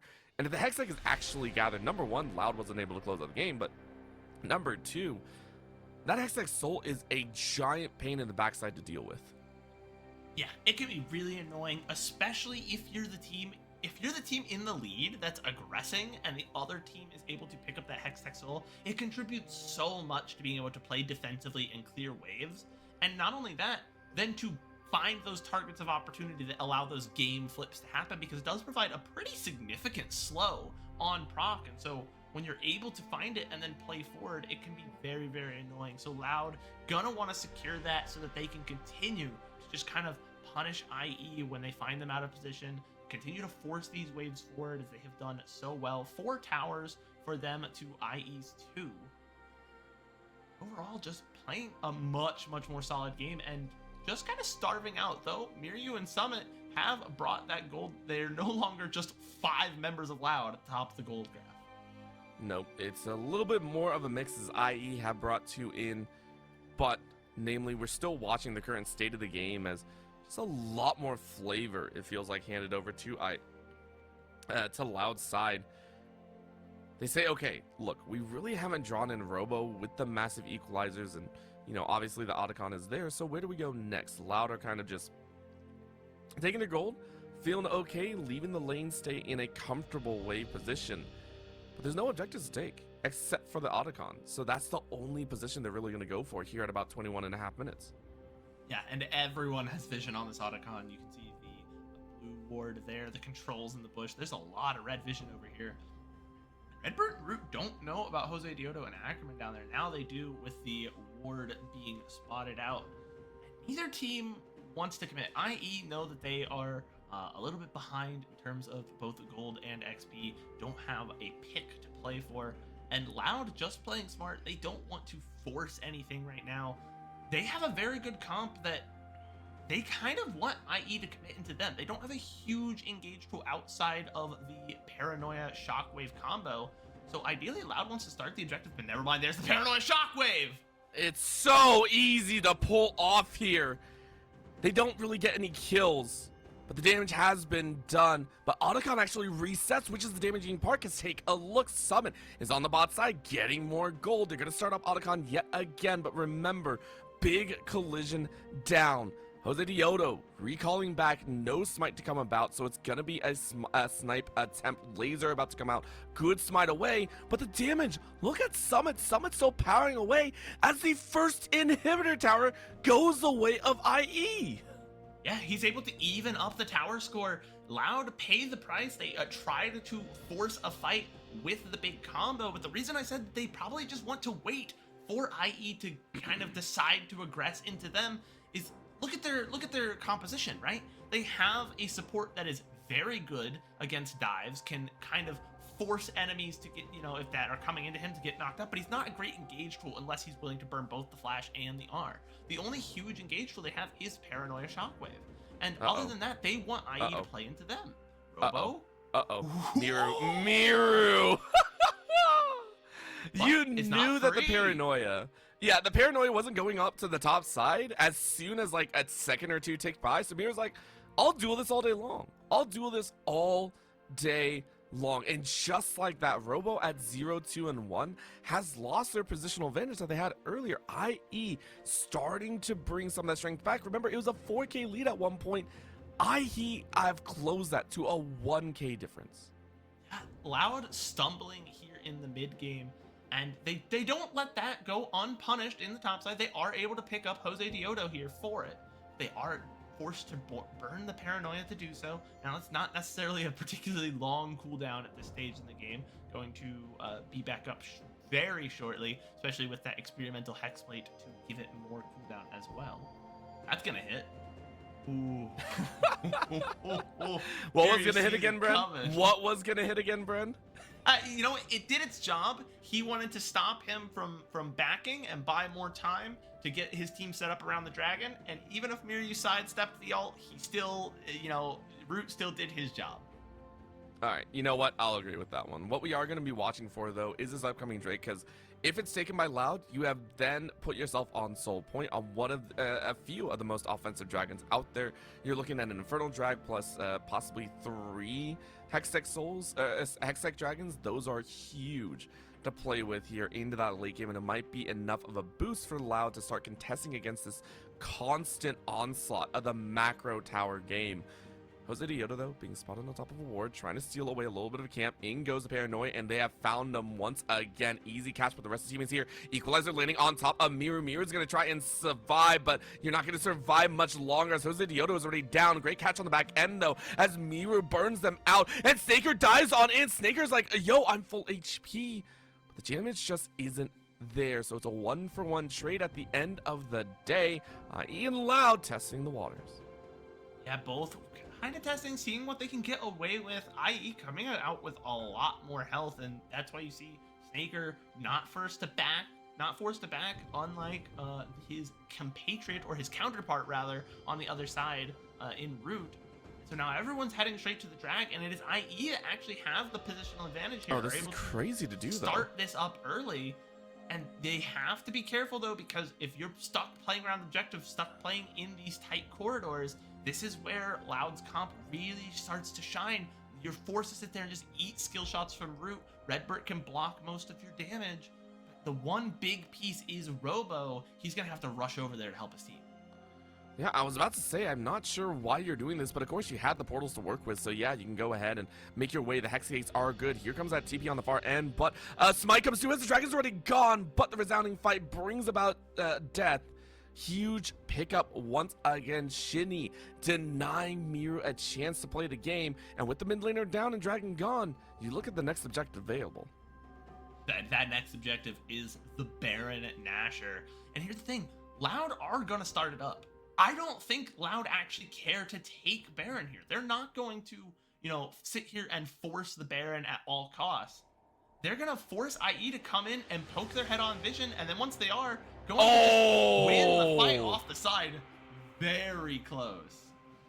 I mean, Jose Dioto went for it, and I appreciate that. Namely, if you steal it away, all of a sudden it's a much larger breakpoint as well, because Summit was already on the bot side, took the inhibitor, broke open a little bit more space, and, it's an opportunity for IE. Granted, though, Loud now have ease of access in terms of saving that bot side, and it's just going to funnel a lot more gold into Tin Owns and the rest of the squad, so, who comes out with the victory, it's definitely Loud right now. Back up at 3.4 with the Baron plus 2.3 for themselves.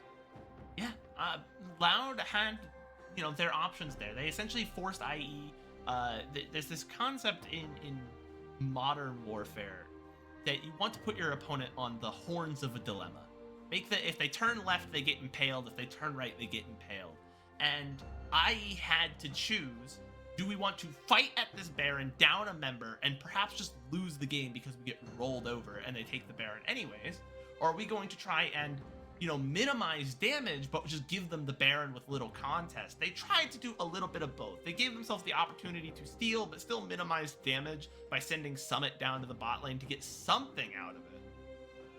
But Loud just had this position where, okay, you're damned if you do, damned if you don't. We're going to get the Baron. You choose how the rest of this game plays out. Do you want it to be quick or do you want it to be long? It's such a question to be had now as we are taking a look. This tower is going to fall so quickly. And Loud are right back in the driver's seat. They dive onto that top side. Flash is available, but Summit, I mean, there's only so far you can go. It's an easy pick as Loud look to roll through. Screw bottom lane. They don't care. They know they're going to be able to push much faster. And if IE aren't careful, this could be a resounding finish as that's a flash forward into Miru, and they catch him out yet again. The staggering of death brings about pain, but for Loud, it's a cheer of victory. With 5 strong and only 3 alive for IE, Loud are able to push on through the remainder of these towers. Jose Dioto isn't going to have a final fight. Instead, it is a whimper. Low HP on Redbird and Robo, though, as Root is able to step up 4-0 and 5. Another true shot barrage. Shinny with a dive yet again, as Loud have a convincing game 1. And it's just the reverse of last game, where, okay, the other team drafted some, late game, mid to late scaling team fighters. Let's just punch them in the mouth early on and win the game from there. And Loud did. They had control of that game. The gold lead got away from them a little bit, but they never went into a gold deficit. They had the upper hand most the entire time. And because of that, Loud is able to take a game. And I think what's most notable about it, this was not like a Thanos Loud gets all their picks, Robo on Jax, super comp, right? They had some power picks. Robo on the Rumble is very good. Root on the Ezreal we know is very powerful. But this was something that was a little different. They brought out the, the mid jungle combo of the Nocturne Orianna, and now they still have some of their power picks. The Jax is still on the board in later games. This is now all of a sudden it went from, oh man, is IE gonna bowl over Loud? Is this so over in the first game? To this is anyone's series. Yeah, and I think one player that we neglected to mention there, Shinny had an amazing game. Let's be completely honest. Game 1 was Jose Diodo. Now it's Shinny. There's a reason that there was a spotlight on these two earlier on in the graphics, in the showing. We know these two are going to come out to play. First, it was the in game number 1 is Jose Diodo's. I believe it was. God, it's escaping me already. Brain he was is on lost. his Xin Zhao. Yeah, Xin Zhao, and then. Wanted. Yeah, and then now in game 2, it's the Nocturne. Both really strong pickups. And so now we're looking at game number 3. You wanted a series, SuperBren. You said it was going to go to game 4. We're getting a game 4 one way or another. So let's go ahead and go to a very, very short break. When we come back, the LTA South will continue with our first series possible elimination coming out here in the playoffs. Don't go anywhere. We'll be right back.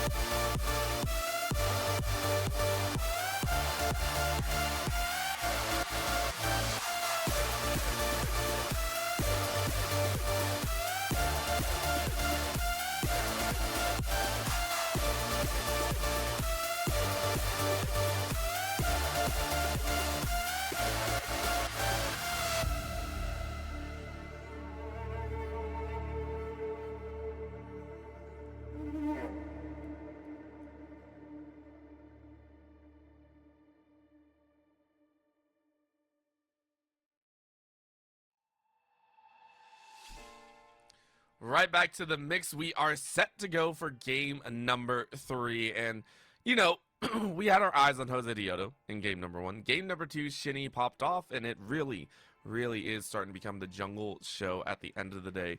Robo and Summit can do whatever they want. Miru and Tin Owens can do whatever they want. Bot lane is a toss-up. I don't know what's going on down there. But what we do know is one jungler is going to have dominant strengths in that side. Yeah, and the draft strategy has kind of reflected that. We've seen, like, okay, our early priority picks are this top side of the map, right? Our top jungler, and our mid laner. And we're gonna play around that and get the top jungle, top mid to really get accelerated, and then whatever happens in the bottom side of the map, we'll leave that. We'll let them figure it out. They have their own phase 2 of pick ban where they just kind of play their own game. Yep. And it worked out for one team really well the first time. It worked out for one team really well the second time. Was not the same team. So we've got an even series where neither game has been even. Yeah, and and that's the treat that we're getting at the end of the day, right? You mentioned this all the way at the beginning, SuperBren. It might not be concise, it might not be clean, but heck, it's gonna be fun. And at the end of the day, that's what we're getting, is quite a bit of fun. Now, depending on which side of the fan side you're on, then, it's a whole different story. But diving into this game, one of the things that we did identify is this bot lane. And a lot of people are talking about, Root as well as Snaker. These two have had polarizing positions in their wins. Root, I think, in game number 2, very comfortable on that Ezreal. It was a one and done. Obviously, you can't play Ezreal again. Very strong. Game number 1, though, the Senna for Snaker, very comfortable in that aspect too. Game number 3, what do we get? I think both teams, at this point, I would hope, have recognized that, like, you need to be able to fight in the early mid game. You can't just, like, okay, the hyper scale, we're gonna pull up later. I think Lucian is obviously, like, that's like the big pick. He technically did just get a nerf to his early game. His E cooldown is slightly longer at lower levels, but still going to be a very powerful pick early on that can get you ahead. So put some eyes towards that. There's some other picks. I mean, I don't think we're gonna see anything crazy, guys. Samira just got adjusted, not showing up in pro play. Sorry, guys. Overall, though, I think the ADC pool is going to come around to, like, not dominating lane, but being good enough. Something that we haven't seen come out, and I don't think either of these ADCs are particularly, like, super skillful with, but is a popular pick, is the Misfortune. And that is someone who can kind of win lane, be stable, and play for team fights later. Yeah, that and the Lucian as well. We've seen the Ashe and Varus banned away in multiple different positions. So, it's identified that, hey, the bot lane might be a test. What we are taking a look at is this next set, and huge shifts in where we want the bans to go, as IE are now on that Blues side. Immediate bans of the Sejuani, the Jax, and the Ryze. Heavy focus on the top side of the map, which understandably the jungle pool is starting to get very weak in there. Okay, we just don't want to deal with it. We're going to be looking at the second as they immediately snap up Jose Dioto's Vi, which was left open because we saw the Lilia plus the Yone plus the Nefiri.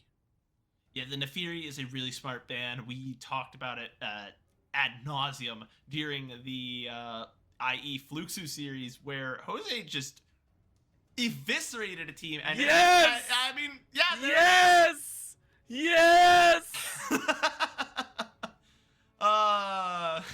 It is a good feeling when you're like, guys, this is the pick that's gonna come out, and Lucian Nami, there it is. This is the only reason Loud would draft their bot lane early, is if this is left open for them. It was left open, and this is a one lane. I don't think there is much Snaker and Ackerman that can pick that is going to beat Root and Redbird's Lucian Nami. They are very good at those two champions. And so, yeah, we're going to see a safe kite pick. But by safe, I don't know. I don't want anyone to look at the win-loss record for Zeri there, where she is 1 win and 13 losses. And then you pair it with a Lulu that's 0-3. So, take that for what you will. This is It's a gamble. Now, granted, of all teams to gamble on their picks, I would expect Isris Estral to do so, right? This is the squad, in my opinion, that was on the up and up that we mentioned after game number 1, very comfortable in their victory, and they broke out the Annie and the Senna before. So my eyes are drawn to them to try and play something a little bit funky. They know they aren't going to win with conventional in that bot lane, so this makes sense. A Poppy pickup at the very end, though, is going to be a flex over for Loud, depending on if you're going top or jungle. You can choose where to send it. Honestly, though, with the Vi, either way, you're not going to be blocking much. We're into the second round ban phase, as now mid and possibly top jungle are the ones to watch for. Yeah, there's still potentially the top or jungle pick. I do think it's more likely to go over to Shinny than to Robo. I can't recall how many times Robo has played Poppy, but I don't think it's a terrible, terribly common pick for him.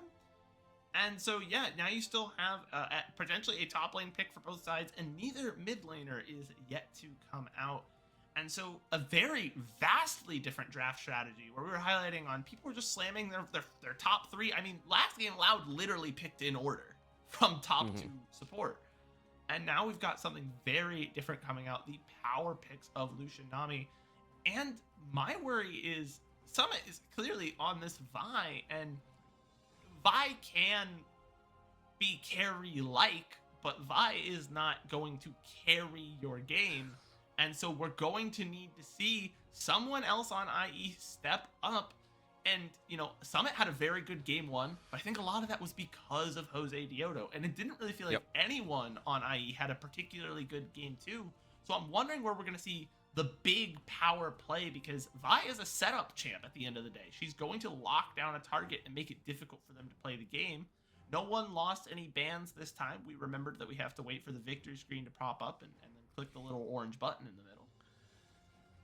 Yeah. And so what do you think, Orbital? Who is IE's guy in this game? Who's going to be the guy? Well, it wasn't going to be a guy. It was going to be a little girl in the Annie. Like, Miru, I think, was adjusting to that, and it was rightfully called out by Loud, being like, yeah, if you need a follow-up, an Annie Flash Tibbers is the way to go. So you deny that factor.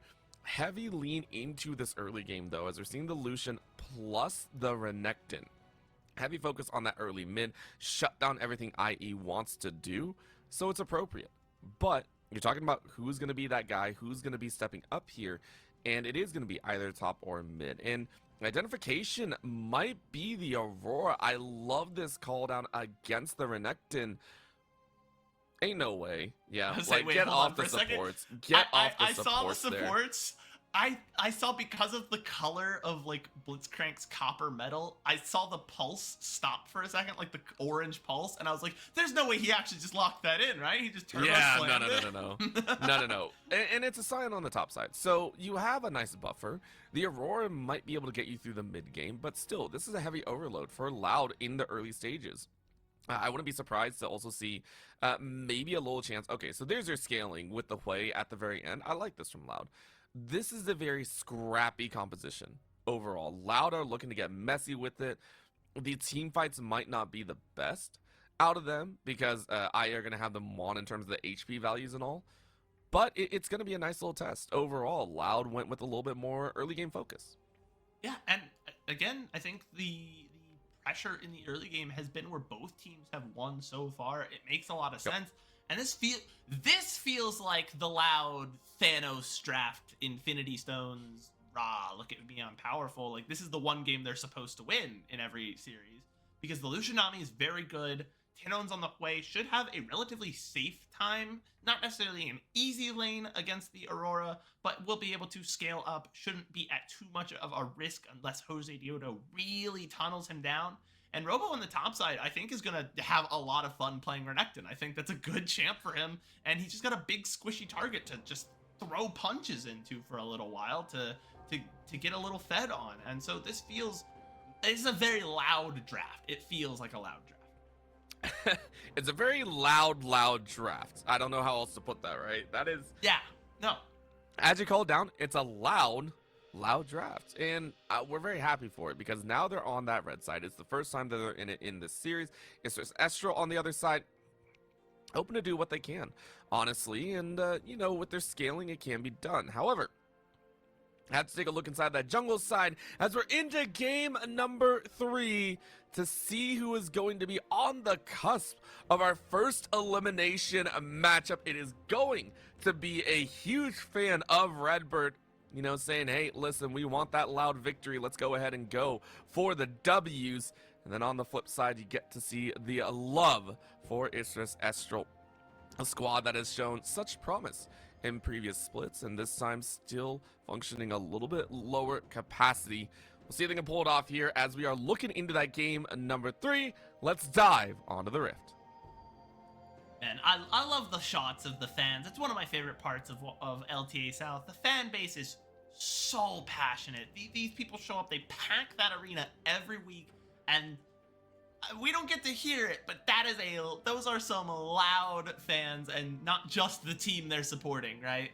It's such a good atmosphere for esports, and it's really what helps you fall in love with these guys, because man, once I see it, I'm excited. I'm ready to go for this game. Let's see if they can pull it off here. You can go ahead and see this is going to be Mirror on the Aurora. A little bit of an electrocute proc, but the bot side, we have to keep our eyes on Snaker and Ackerman, taking 2 of the lowest percentage victories in the LTA South, running it up against one of the most prominent duos.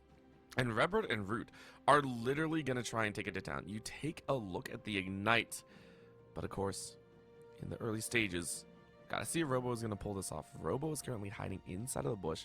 I don't think anyone's going to spot them out. Summit, though, recognizing that this might be the mix-up, and says, hello, hello. That's going to be a nice little slam. Get attack number 1. Robo loses about 100 HP. Nothing crazy about that one. Yeah, ultimately, calls him out, is able to, you know, keep his jungler safe that way, forces Robo, no, come back to lane, play like a normal person, please.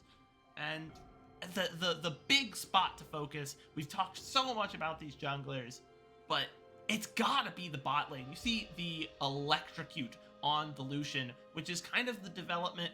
You're not even playing remotely for team fights. Electrocute Lucian with the Nami, you are here just to bully people in the early game. It reminds me of the Dark Harvest from the days, well, I shouldn't say days, but still reality, but topside, we're seeing Robo get a huge jump. Summit chugging those potions like no tomorrow. And Robo making yet another statement here in game number 3. Yeah, Robo's Renekton is just very, very strong in lane, and obviously, Sion is not necessarily a strong laner. He's a very safe pick that he'll be fine late game, even if you're going to get just bullied for 20 minutes. And so I wouldn't be surprised. We see the Vi obviously starting topside, working their way towards the bottom lane. So much damage coming out in these early trades. Both ADCs already at half health. Yeah, I think that's actually one to call for, is Root taking that HP trade, trying to burn off a lot of those pots, and we're already seeing it. So Snaker not going to be enjoying that one. Mirror now getting the better of a lot of these trades in the mid lane, but Tinon's doing their best to throw back, and we've had an early burn of just about every potion in this game. At the start, Loud, the only difference is Robo has been able to hang on to theirs, but it's dangers abound in either direction. Loud with the jump forward, immediately tagged back as Snaker is trying to throw down a little extra damage. We're seeing this evenness, right? Both junglers still kind of prepping themselves for the upcoming fight, as Diodo is finishing up their clear. I believe Shinny has already completed their full clear, so a good 20 seconds ahead of time. And you already knew. IE said, okay, yeah, we're not winning this one. We're not going to be able to grab that scuttle. Cool. We don't even try for it. Yeah, and it's just a smart concession early on. You know that your bot lane loses, so there's no need to take any unnecessary risks, any undue gold given over to the other team. Just play safe, because Zeri can pop off much later, but right now it is going to be the Root Redbird show anywhere on that bottom side of the map. A lot of extra movement from Nami passive, a lot of damage from his feet. That's so cheeky. Oh, wait, a dive on Ina's that first blood for Saker. Saker gets over the wall. He lives through the Ignite. He lives through the Ignite. Redbird is able to follow up. And you defeat the early game monsters. Ackerman with the shield at the end. Redbird gets nothing, and IE come away with first blood in the bottom lane. That is so unexpected. Maybe just you're looking at your champs. I'm Lucian. I want to see this full thing because look how much more health he has than Snaker. This should be such an easy trade, but a great Whimsy to come out there, and Snaker barely survives because of the kill. My goodness. And then look at this. Look at this. Chug the potions. Last auto. I don't even think the shield really mattered because the potions is really where it was at. Also, that's the difference between a knight and a barrier situation. Snaker was able to make up for the HP differential by that barrier, and Root couldn't do anything. Plus the minions. Minions were being a giant pain in the backside. Well done to IE. Now, as you mentioned before, though, it doesn't really lead to much. It doesn't give the extra first blood bonus anymore with the gold. So really, it's just Snaker and Ackerman being able to throw down and say, hey, we got the better of the trade. What we are seeing in this mid lane, though, is a little bit of a shift. Miru dropping that ult, swinging on the damage, and Tin Owens having to bounce out of town. So we're starting to see IE once again step to the tune of game number 1, where they were aggressive, they were being proactive, and they were willing to take these trades. I also really like the itemization early on. Again, where you see opting for the Dark Seal, as maybe we're going to see some duels come out at the Dragon, but I think Shinny rightly going to back off, seeing the Scion ult come out. Again, touching again on the itemization, the Dark Seal coming out from Miryu, who is just going to bully Tinones. Very powerful laner is Aurora. Less so for Tinones on the Quay, who's a bit more of a mid to late game team fighter. I like the early boots as well from Snaker, knowing that, like, hey, I'm in a position where I have the early gold to spend, and I'm probably not going to get that lucky and get a free fight like that once again. So I need to be able to get out of bad situations. I'm able to position myself a lot easier and get a lot of that attack speed for your Q with those boots. Oh, what a bubble behind, but Robo and Redbird trying to build this duo out, but Shinny is ready to go on the flip side. Ackerman's going to try and step away as far as possible. There is a flash for Shinny, so if you wish to pinch against the wall, you can. It looks like they are going to take that chance. Good flash away by Ackerman, and now Shinny is in a little bit of a rough spot, but Tin Owens is coming around the side, so it is going to be safety values around. Really well done by all of IE and Loud to both converge on this top side of the map. It looks like all it's going to be is a nice wave cut for Loud, and everyone walks away with their lives. I do also like the adjustment from Loud to not fully respond to the lane swap with just a lane swap of their own, to bring up Redbird to assist Robo and let Root just kind of have a good time down there against the against Summit, who's on the Scion, a very low range outside of his big Q, and allow him to kind of get his farm back, get his feet back under him. You see he's got 15 more farm than Snaker, essentially 2.5 waves there. And that way, when they do come back together and those two duos fight each other once again, he won't be so far behind because of the first one. Did Summit really not take Demolisher? It does look like he didn't have the Demolisher rune. Unless I'm crazy and he used it earlier, but I didn't. I mean, that was a full HP tower, right? Like, he didn't take Demolisher. We're seeing Mirror also get demolished a little bit in the mid lane, but it's mostly Jose Diota that we're watching. TP coming on the backside. Bubble to land, and that's just an easy finish as Jose Diota is gone. They're able to take away one grub, but that still gives the majority share. Actually, Loud took one, and it's going to be all three. Bot side, we're seeing Root now duke it out with Summit, as I was asking a question, I was given an answer to a completely different problem, as the fights are breaking out in more ways than one. Root getting run out of that bottom lane. Mirror about to get towered over as the bubble lands perfectly on top. Final fireball to the face, as that will be Miru's life taken by Redbird. Redbird has both kills for Loud, and honestly, of all the supports to pick up gold, Nami is actually a pretty good one to get accelerated early, because you're picking Nami to be a powerful early game pick with Tin Owns. No. Tin Owns getting treated right back to the savior, and I mean, for Snaker, I think you're really happy about this one. You're being fed a lot of the kills in the current situation. You take a look at that ability. Top side, though, we're seeing a slam and a half as this is the Croc being juggled here in more ways than one. Summit already with that Thornmail, meaning I don't think Robo's really going to enjoy that treat. Instead, you're going to bounce out of town with about 350 HP to spare. Yeah, it was a good itemization from there. Pick up that early full Thornmail. Just be an absolute kind of menace to Robo. As well, too, Root gives you a lot of armor to deal with that if you are matched up against him. All right, well, that's a hop, skip, and a beat out of town. Mirror denies any sort of follow-up, but Summit, what is... Summit's opting to take way too many tower shots here, and Robo is going to show that you can't get away with that one. And Summit, you're praying your teammate comes around the edge, and you are, but that's a quick hop out with the flash, and Summit with one of the most egregious deaths I've seen so far in this series. Summit just does this sometimes, and it makes me pull my hair out. Because there are moments where he, like, the game one where I was like, oh my god, this guy is insane. Clearly, this is like, there's no wonder IE's playing better. Look at this guy. And then he'll just do stuff like that, or like the just teleports into nowhere that we saw in the previous series where he played. And I called Robo Hobo earlier. I'm now gonna call Summit Plummet, because my guy, what are we doing? You're getting the rest of your team into a very bad situation as Shinny and Redbird, because they don't have to look at the top side and they have Root on Root as well. Jose Dioto was starting to lose his jungle. And we talked about the fact that some of this is a difference. Nice double bubble into the smite, and Jose Dioto is trying to get away. Ackerman with a great body block. Jose Dioto was going to burn very quickly. But either way, the damage has been done. Shinny was able to smite away the buff. Yeah, and one of the reasons I called out Redbird as being a very good recipient of that early gold despite being a support is that early Imperial Mandate is very, very strong on Nami and allows you to just do a lot of extra damage in the early game. It's 10% of your health done as magic damage, and that is just very difficult to itemize against this early on, because you're not really playing around the magic damage normally because the illusion is the threat.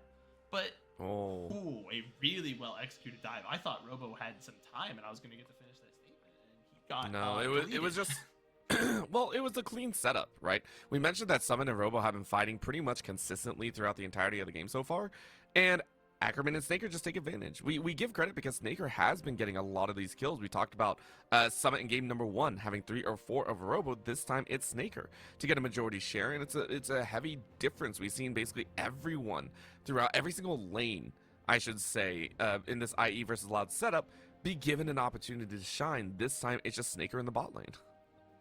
Yeah, Snaker in the bot lane, picking up all 3 of IE's early kills, and honestly, that's a great position if you're IE. You're keeping the gold even for now, and Loud has this very early game lane dominant duo, and you're expecting, 2, maybe 3 items before Zeri is like really a super big team fight threat. 3 kills is a big step towards accelerating that carry. Yep. You want to go ahead and keep kind of pumping out the damage, also because IE only has a singular gold lead on a champion, which is going to be Snaker with about 800, 900. Ain't bad to play with, but that's about a component or 2. You can see though, with the experience and levels about, IE are still in the lead with Summit and Miru. It's the gold that we're a little bit worried about on that top side though. Robo trying to throw down here as Dominus will be popped. Robo's still exerting a lot of pressure in their own with this Renekton. Yeah, Miru forced to use the ultimate as an escape tool there. Sometimes you want to try and save that to ensure kills that you might not otherwise get. They might get away, slow them down, do some damage, teleport right on top of them wherever they decide to run to. Instead, we're going to see it used an escape tool, which means it's going to be down for what is very evidently a dive, as you see Loud pushing up all in this tri-bush with no vision. Well, it's evident to us, but not evident to IE, as they had 0 wards on the top side. Jose Dioto is going to be annihilated in a 4-1 stomping. Well done, but Snaker and Ackerman are going to try and answer back as the plates are going to fall, but the towers is where it's at. Quick TP coming out from Robo. So will be value granted over to Loud side, as they're about 0.5 500 gold. Don't worry, I know what I'm counting. It is going to be 500 gold plus a little extra once this tower falls. Loud taking the first tower of the game. So I have gotten confirmation, thank you to the venerable RMC, that Summit did not bring Demolish this game. We're not crazy. He's running Shield Bash, Second Wind, Overgrowth, so he's going to do a little bit of extra damage in those team fights and just kind of be really annoying to get rid of overall. But yeah, no Demolish, which means a little less side lane pressure, especially late game where that Demolish can just kind of chunk out a tower on its own. Yeah, and I'm not gonna lie. Oh, that was rude. Summit, that's a no-no. You don't do that. You don't do that to poor mages, man. That's just mean. But to me, one of the whole reasons that you bring a Scion is to take those towers, is to have that tower taking pressure because you just build up infinitely. So it's a choice. I'm not gonna say it's the wrong one, obviously, because I don't play on a professional level. I just wish I could see it. Right, because that now gives an edge for Robo to be able to chase down those towers if you're winning a little bit more. As you can see, right, like Summit, if you had demolished, this tower would have been gone already. It would have been gone, but instead it's a much slower pacing. You lose out on a lot of time, which now allows Loud to get a push on the mid lane after taking the Herald. And it will be a almost tower going down here. Let's see. Tin owns looking to try and break a little space with the calling behind by Root. It is going to be that pinch. Mew now running for their life, but Shin E running for their own TP. Coming in here though, Summit says, hey, I am here, but you're denied with that bubble. And Root and Redbird get out to safety. Everyone on the side of Loud lives. And not like they got out and, you know, at least IE didn't have to commit too many ultimates. They committed everything except for Summit's ultimate, which I believe is just barely still on cooldown at the moment. They got a TP out of Summit. They got 4 ultimates out of IE, and they still got the tower and got away with no kills. That's a big win for Loud. Oh yeah, huge win, and you're starting to get this macro-centric gameplay again, which they did in game number 2. They were very, very conscious of making sure to move their pieces around the map, which is why I wanted to point out earlier, but we didn't have time, obviously. The fact that the wins, even though they were both dominant at about 29 to 30 minutes into the game, Louds felt much more surgical in their victory. I.e., it felt a little bit more stumble blocky. It felt like they had to win team fights to be able to kind of break it out, or, you know, the onslaughts or the slaughters. Loud just took global objectives. They took the global objectives, they took the towers, they took the inhibitors in a very comfortable fashion, and they never really worried about being forced to win those team fights. When they did fight, it was IE struggling for those battles. So this time around, they're trying to build their foundation, trying to build up these victory points, and we're seeing it yet again as that's a nasty stun onto Summit. Summit having to burn the flash to safety, and Robo stepping away because Loud were looking to get that second dragon in bank. Yeah, able to pick up that second dragon and burn Summon's flash, very good. Overall, wow, it's Jover, buddy. That's gonna hurt. Little bit extra wave clear, but another bubble onto the back side, and with the TP from Tin Owns, who was actually trying to stay away from that top side, it's gonna be a nice little wave push here. Tin Owns as well as Miru are gonna be able to take towers for their own, break open a little bit more space. Loud up to 3, IE up to 2. What I was trying to point out before that tower dive came through is Zeri at least still got all 3 of those kills and still going to scale up, right? If IE can just continue to push it later, where Lucian has a lot less value, especially with the electrocute, doesn't have, say, like the bonus damage that a press the attack might give you. You know, you're going to see a lot of value come from Snaker. Big ultimates, big team fight, damage potential. But overall, Loud, like you said, very similar to the last game, picking and choosing their spots. They were able to pick up 3 grubs, 2 dragons. They've got 1 more tower up, and they are just kind of going about the map, finding, you know, what they want to play for, and then engaging on it, executing it, and then leaving. They are not letting it get too scrappy, not getting pulled too far into the weeds, which is interesting because, you know, traditionally Loud is the team that pulls you into the weeds instead. Oh, well, you know, this is going to be a pull and a half, as this is a dive straight into the back line. Root will not enjoy this one. You are towered open beyond belief. Jose Dioto will sacrifice their life as well, but no, not only is the wild growth, but the heal does the same. It's going to be value pickups for IE as they pulled their signature as well. Just fight. That's their call to action. Summit, though, may have fought a little bit too hard as they're pulled under the tower yet again, but this time for the team, so we can go ahead and excuse that death. Meanwhile, here on the top side of the map, we are watching Robo finish off another tower for their own, so Loud explode onto the rift ever further. It is now going to section off a chance. What a snipe, though. Miru pops Redbird where they stand and sends them right back to market. And that's, and the worst part is because those first 2 kills went to Redbird. Redbird actually had a shutdown as well. So that is a lot of extra gold in Miru's pockets to put him in a nice, comfortable lead over top of Tinones, who, with the more defensive itemization, is going to be lagging behind in terms of damage. A great catch here. Expending the 2 ults, takes a second. Redbird able to buy a lot of time, but another kill going over to this area. And the escape there, getting away just barely, is Jose Diodo. And yes, ultimately it turns out Summit is going to perish here, but it's still a great play for IE to get the kill, get the tower. Overall, I think they're happy with that trade.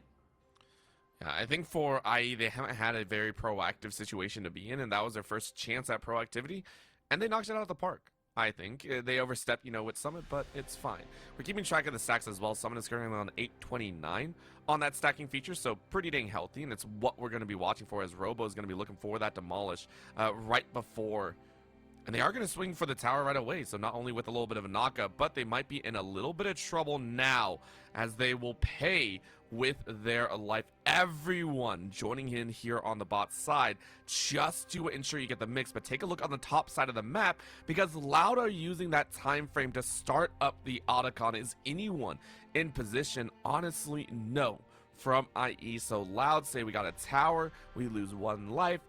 That's okay. Permanent buff to our pocket yet again. Get it. Oh, Jose Diodo. Jose Diodo! I called it way too early! Jose Diodo! I didn't believe! But IE snipe away the Otacon! Holy! It was looking like such a good trade. Robo smartly realizing, especially once he sees that teleport coming out, like, okay, I'm going to go down, but he gets a tower and he draws the entire team to the bottom side of the map, and there's just enough time for Jose Diodo to get up here, and I don't know if it was an early smite from Shinny, or if Jose Diodo just timed that perfectly with the damage. Doesn't matter. Either way, walking away with the Otacon, man, you gotta feel great about that if you're IE. I'd like to point out it was 1252 on the Otacon. Smite is only 12, meaning there was an auto that flew a millisecond in. That was pixel perfect. That was millisecond perfect timing. So well done on that end. I didn't believe I should. IE are right back in to this game. Maybe not in the driver's seat right away. What we are looking at is another Dragon to Behold. We're looking at a Cloud Dragon to play for, which IE used, I believe, in previous games to do some work. Is it going to be enough, though, is the question. Miru hopping between worlds and saying we want to dance on their faces, but a long-range TP coming in here, and Robo, I don't know, is going to enjoy this one, but because they saw the TP fly by, they said, hey, maybe we can find an extra pinch. It's going to be a 4-1 push. And Summit's running in the front line. In comes the calling, though. Ackerman not enjoying that damage source, but a pin against the wall, as it will be Summit to eat a lot of damage right now. You don't have a whole lot of that safety. Robo with the dominance stepping up here, but what a chunk out as Miru's laying it down, but Tin owns with the backline access. Robo's about to run out of the dominance, though, and Jose Diodo might not be in the right spot. Nice little stun on the back end. Cleanse comes out with that Mikhail's. And for all the dancing, for all the action, for all the blood and skills, no one's fallen just yet. Snaker is still playing on the edge. This is just very razor's edge. The first person to fall would have immediately turned the fight against their team. So everyone just trying to just save as much as they can. And IE ultimately going to go ahead and back away and give the Dragon. They recognize they got pushed out of position and we're not going to be able to re-aggress back in. So instead of giving over more than just the Dragon, they say, hey, it's not soul yet. We can give this last one, reset, get some more items in our pockets, and we'll look to live another day, because they do not want Loud to explode onto the rift here. They need to keep going, keep those deathless streaks up on both their ADC and support, both of which are playing very well this game. We wondered, do they have the juice to keep going? They're looking good so far, and they just have to keep pushing it later and later where Snaker can really, really pop off. I think they're going to be doing more than that right now as Mirror is on the chase. Root is gone. Root getting every speed up in the book, just like, yeah, we're not doing that one right now. But we are looking at a very clear jungle side, so as we're in a little bit of a lull state right now, right before the Baron comes up, everyone's trying to take their chances on ensuring that they know exactly where to go. This is where the macro game really comes into favor, and Snaker is recognizing that they're going to start hunting for me a little bit. With it being 6 and 6 with Baron on the field, it's all about who gets that first pick and who is in position earlier. This might be the call though, as Miru is stepping into Fog of War. Summit can be running frontline, and this is blue buff that they want to take away. It's going to be sniped a little bit. I think it's going to be enough as Shinny actually has a reset, but not by too far. Good smite away. It's going to be enough, so IE getting Aggresson in their own jungle. Yeah, the blue buff going to add some cooldowns, a little bit, just a little bit of ability haste as the combat stat there, the mana not mattering too much, and both teams trying to play for a pick here. May they found it, and down goes Root. That was a nasty one by Jose Diodo, and we sung this man's praises from before. Went the long flank through enemy side jungle and decimates Root. Not only that, they picked up Robo right afterwards, and they're using Summit as a buffer. You can use this time with Snaker, who has 4, 0, and 2 with 2.5 items. You can break your way into this tower as well if you wish, but it's not the tower they want, it's the extra buff. They want to grab this Baron off the table and give themselves even more punch. Yeah, Shinny just gonna go ahead and try and farm up his jungle, do what he can to just keep some gold going, because they know they don't have the damage, they don't have the survivability without Root and Robo there for another 10 seconds. A really well executed flank. Loud just gets drawn in, and there it goes. And just the overload on top of Root's head, it hurts. Like, there was no other way to get out, and you give credit, the positioning was okay from Loud. It was quite literally Jose Diodo that's like, screw it, we need this fight, we need this wraparound, we need this victory.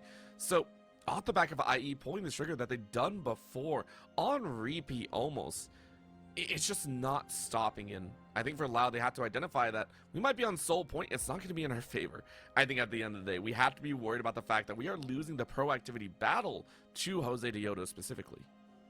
Yeah, it was a really smart trigger pull.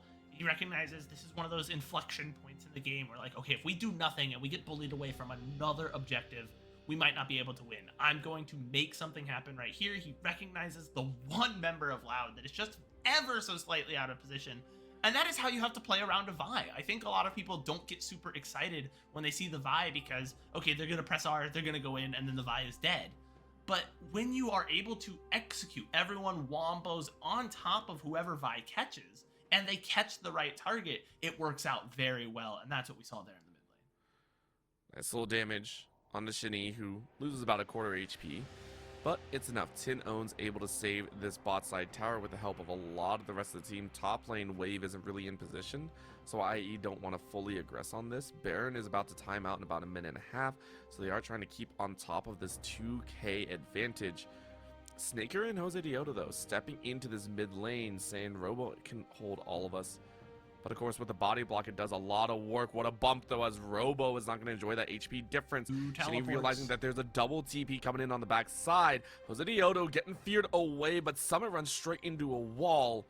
What a chance and a half, all for a singular tower here in the mid lane. They were able to get out some tools there, though. You see the calling comes out, same with the tidal wave, as well as the Hui ult and the Hui flash. So it's not like they traded a lot of health, they traded 2 teleports, but they got the tower, which was their goal, and they continued to keep the pressure up while they had the Baron buff. This allows them to reset, while now all of a sudden Loud has to clear away waves. They were able to reset and get back to Dragon, which means this is going to probably have to just be given over to IE, which is what they want. They need these objectives to continue to, scale up later into the game. Let's see if they can do so. We want to see that continuation, that continued aggression, that high-flying team fight action. Want to see everyone at 5 items. We want to see everyone ready to tussle, and I think we might get there. We're reaching that point that both teams had an aggressive advantage. 29.5 minutes for Loud, 30.5 minutes for IE. We're going to break through that pretty comfortably, I would say, as we reach into this series. SuperBren, I'm so glad I'm here with you today for this matchup because we're getting the spice of life. Both teams do not want to be eliminated, and both teams want to show improvements from their previous series, and at this point we're getting down to the brass tacks of it. It's just going to be a bloody fight. Yeah, the upper bracket, you know, we're seeing our top teams compete against each other is fun. Yeah, like Fury of Pain, Turbo, Super Banger. It's awesome to watch.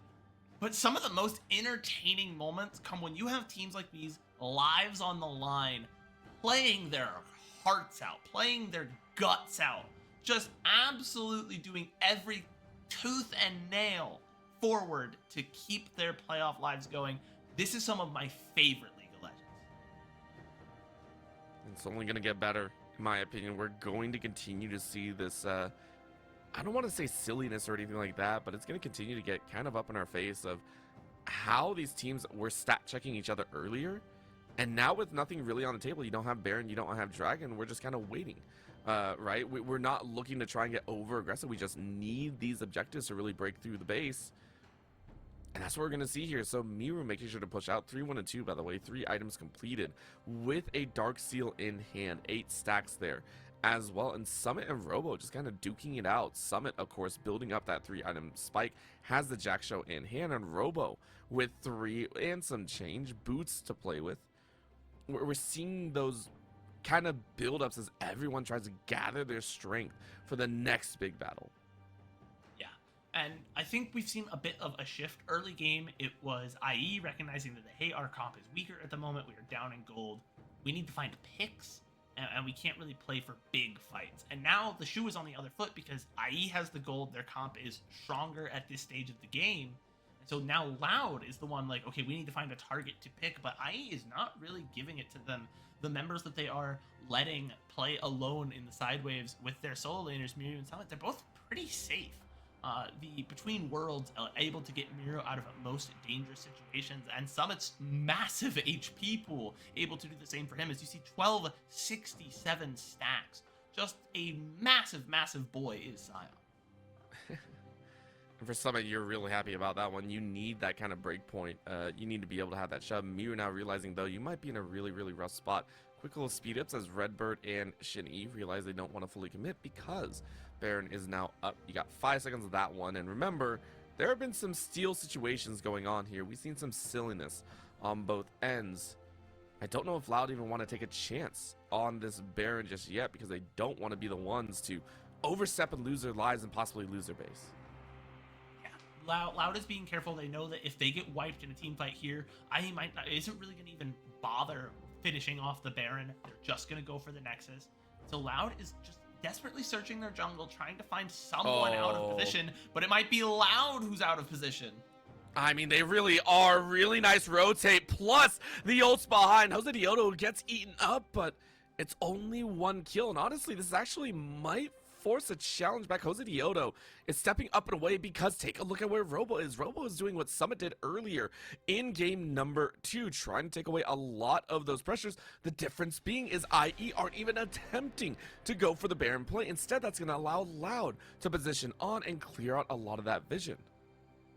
Yeah, that works out really well. A good, just very smart heads-up play from Robo. Hey, I'm already here on this bot side. I cannot help position my team. The teleport would get there too slow. They've already lost the fight. We don't want to fight for more. So what am I going to do? I'm going to make sure we get some value and force IE to respond. That gives you time to clear out some vision, set up some vision of your own, and if IE, now you can see them, they're coming back to this top side of the map. They do want to play for that Baron, but if they do, now with the timings, Loud can at least get a soul on the back end and force them to, pick their poison, so to speak. The poison has to be negated somehow. We've seen the gold lead swing in one of the most back and forth games so far. But now a 4K lead for IE as they are looking to try and pinch into this bot side river. Robo now stepping up into the middle, but Summit once again frontlining really smartly as well. And there's that HP we were talking about, that 1.344 stacks. Nasty amount here as Dragon is up loud. They're the ones on Soul Point, but it's only a Cloud. They can't afford to actually gift over their own deaths. Recall coming in though as Robo is in the mix, and they need to make that call. And they see the recall go down. Quick TP right back. Summit makes sure that they're still frontlining. Robo ready with the spin. And that's an underbuy, but you stepped right into the mix. I don't know if you're going to be happy that that's when Miru is able to stay alive, but Summit now has to back away. The rest of IE running rush shot, but want to jump in. Straight to the back line they go. Double knockup, but Loud are able to chunk out the ADC. Immediate 7 damage though as Miru brings the pain of 4 items completed. That TP was crucial. Miru with the Zanya stasis as Robo and Shinny run for their lives, and IE turn almost a massive disadvantage into their own with a 1-for-2 and Dragon. Yeah, it looked really dicey there as you see Miru teleport back, says, hey guys, I have an item completed. No one wants to start this fight. I'll be right back. I got something to do. And comes back and look at this. Gets caught immediately. I mean, so close. The Wild Growth is able to save Miru here, and then yes, everyone is able to get in and do a lot of damage, but they don't get any finish off any targets. They kill Jose Diodo, but it's too late. It is a free firing Snaker. He's full health here. There's just nothing stopping this Zeri at this point. It was... I cannot believe Mir was able to survive. By the way, shout out to Ackerman with that Mikhail's second item. this Mikhail has been so on point in making sure that that teammates are able to get out of CC, that we're not seeing these big convergences where players are just getting lost in the sauce. So huge shout out there. And Snaker and Root, this is something that we weren't able to talk about in the previous games, because we talked about the fact that Snaker and Root, both of them felt like supporting cast in their game victories, right? Root was able to lay down great suppressive fire in game number 2. In game number 1, Snaker was just great with the assists. This time around, you're giving such a forefront position. You are the vanguard for your team. Snaker is 6-0-3. That's what we're looking for. Jose Diodo, though, hiding inside the side. What a snap, though! Miru sniping out Redbird yet again, and now it's going to call for the fight, but Robo coming around the back end and realizing that, hey, I have a chance, but in goes Summon with the Unstoppable Onslaught, finding the jungler as well, and then the Vi over the wall. Snaker jumps over with the electric finisher. It is going to be a double kill for Snaker, but topside is where it's at as IE are looking to break the base. It's looking a little dunzo right now, and Robo obviously doesn't know it, but he was caught on vision during his flank, and he bulked for just a second, and that little half second, IE said, like, okay, he's not coming for us, we're gonna go forward, kill his team before he can get here, and they did. Just exceptionally well played, so much damage coming out from Snaker here, and I think, you know, who we need to give some flowers to, someone I've had questions about really all year, is Ackerman. Plays, you know, a lot of the engage supports, and we saw some times in the last, even in the first game 1 where they won so dominantly, there were some moments where I was like, Ackerman, where are we going? What are we doing here? But yeah, that was Mir just going a little bit further than necessary. Just for funsies, a little Nami as a treat. Yeah. But 0-0 and 15, Ackerman has played this Lulu so well. I would agree. Like, this has been phenomenal work, and it's emboldened Snaker to go above and beyond. We mentioned that the Zeri Lulu combination specifically just hasn't worked here in the LTA South, and that's reflected in the numbers. But we take a look here, and Snaker is always playing off the back foot. Miru, though, starting things off with a Vanguard snipe onto Redbird. Nasty work. Making sure they can't continue. And then, as you mentioned, that right call, but even then, the Unstoppable Onslaught was already going. So it wasn't a full-on balk, I would say, from Robo. It's the identification that you're not going to win that by any stretch of the imagination. The eyes are already turned away from you. So really just clean job by IE, as they now have a 9-kill lead and an 8.6k gold advantage for themselves. Yeah, we are pushing very, very late. I'm gonna double check myself here, but this might end up being the longest game because, again, unless there's a snap engage here around Baron and IE can just win the game off of that, we're pushing at least, I think, a minute longer, and we're looking into longest game in playoffs territory. IE really stretching this game out, but it keeps working out in their favor. They're gonna need to find the decisive moment to just end the game eventually before Loud just flip it on its head. Here it is. It might be right now. Well, that was a little bit of a weird realm to jump through. They were trying to find Root, who was able to skedaddle out of that battlefield. And that's going to be an ultimate burn, so keep that in mind. Robo also burning the Dominus now, as you might be able to chase on the Robo, but no, you don't want to take that chance. So the limit testing isn't really going to work. Because of that, Loud now have to look at the top side. The waves are crashing in, and you have to be worried about that factor. Meanwhile, Dragon is going to be up in about 10 seconds, which might be where the rest of IE decide to go. Robo ain't going to have anything. Yeah, that next tower, I think, is going to be saved, but it's on a last leg situation. So it is going to be Cloud Soul handed to IE, a squad that has utilized speed as their name of the game to find the picks. Yeah, you see that little shark there? That's how it feels IE are. They find that blood in the water, and they all just swarm to it. They zoom in and just tear Loud apart before there's really a chance to respond. With that dragon taken, you now have about 6 minutes before Elder is up, and that is going to be a long time to survive if you are Loud. We saw a full 7 dragons come out this game. I talked earlier how IE felt like they were comfortable sacrificing that soul point because they knew they were going to get strong very soon, and it turned out to be the right decision. The only chance really for Loud is to kind of just survive the next little bit of the game and then possibly flip an Elder buff. Right now, you're saying flip, but IE are saying nah, it's 90% ours. Remember, it was Jose Dioto that sniped away the Otacon previously.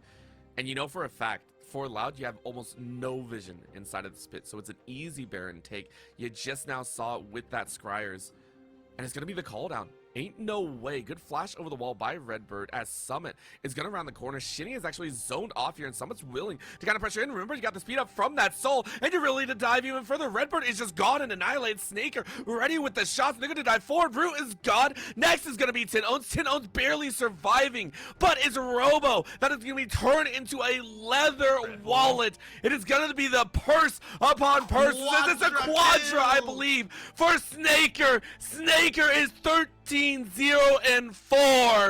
No Penta to come through, but it might as well be, as it is GG's abound. IE, are you gonna tower dive? Come on, tower dive this. Look for the Penta. You know you want it. You're diving into the back line. Who gets it? Penta kill! Penta for Snaker as IE take game 3. My goodness. Just a explosive end of the game, but this is what we expected. IE have been in the driver's seat for the last 20 minutes of this game. It felt like that is our official first Penta of the LTA South playoffs, as well as our longest game in the playoffs so far. And now the shoe's back on the other foot. Both teams have won a game on blue side. IE won a game on red side. And it's 2-1. The ball is back in Loud's court. They get side selection for this next game. And again, they're going to have to try and shake it up and see if they can do something different, because it's looking right now like maybe that Loud got to do the one game guaranteed Loud win. And then after that, IE went right back to game 1 dominant win. And the scary thing is, it wasn't through the top lane. It wasn't through a sectioning of a certain individual. It wasn't shutting down Robo. They fought tooth and nail. As you called, IE was not always fully in control. The gold lead reflects that. But Snaker stepping up here, the one player that I was mentioning before, saying I don't have confidence in their play. They're great at the supporting role. They're great at making sure they have the center, they have the Ashe. But this Zeri was on a different level. Thanks to Ackerman, thanks to the rest of the squad. Going into game number 4, do we see bot lane become another priority, as Root wasn't really able to bring that Lucian to fruition come mid to late game? Now the Lucian's permabanned because of Yeah. the nature of Fearless Draft. I wouldn't be surprised if we see bot lane become a priority for Loud, and i.e.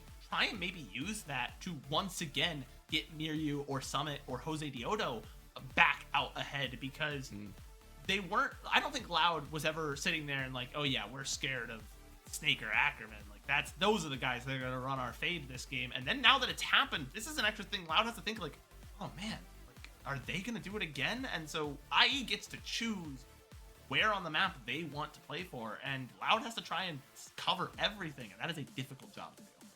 All right, well, there you go. Some thoughts moving into game number 4, as this is do or die time. Loud going from upper bracket to lowers to possibly a very quick exit. They have one more game to show their stuff, and if they lose here, they're out. We will go to yet another break for the LTA South before we get into game number 4 and see if IE can take down Loud. Don't go anywhere. We'll be right back.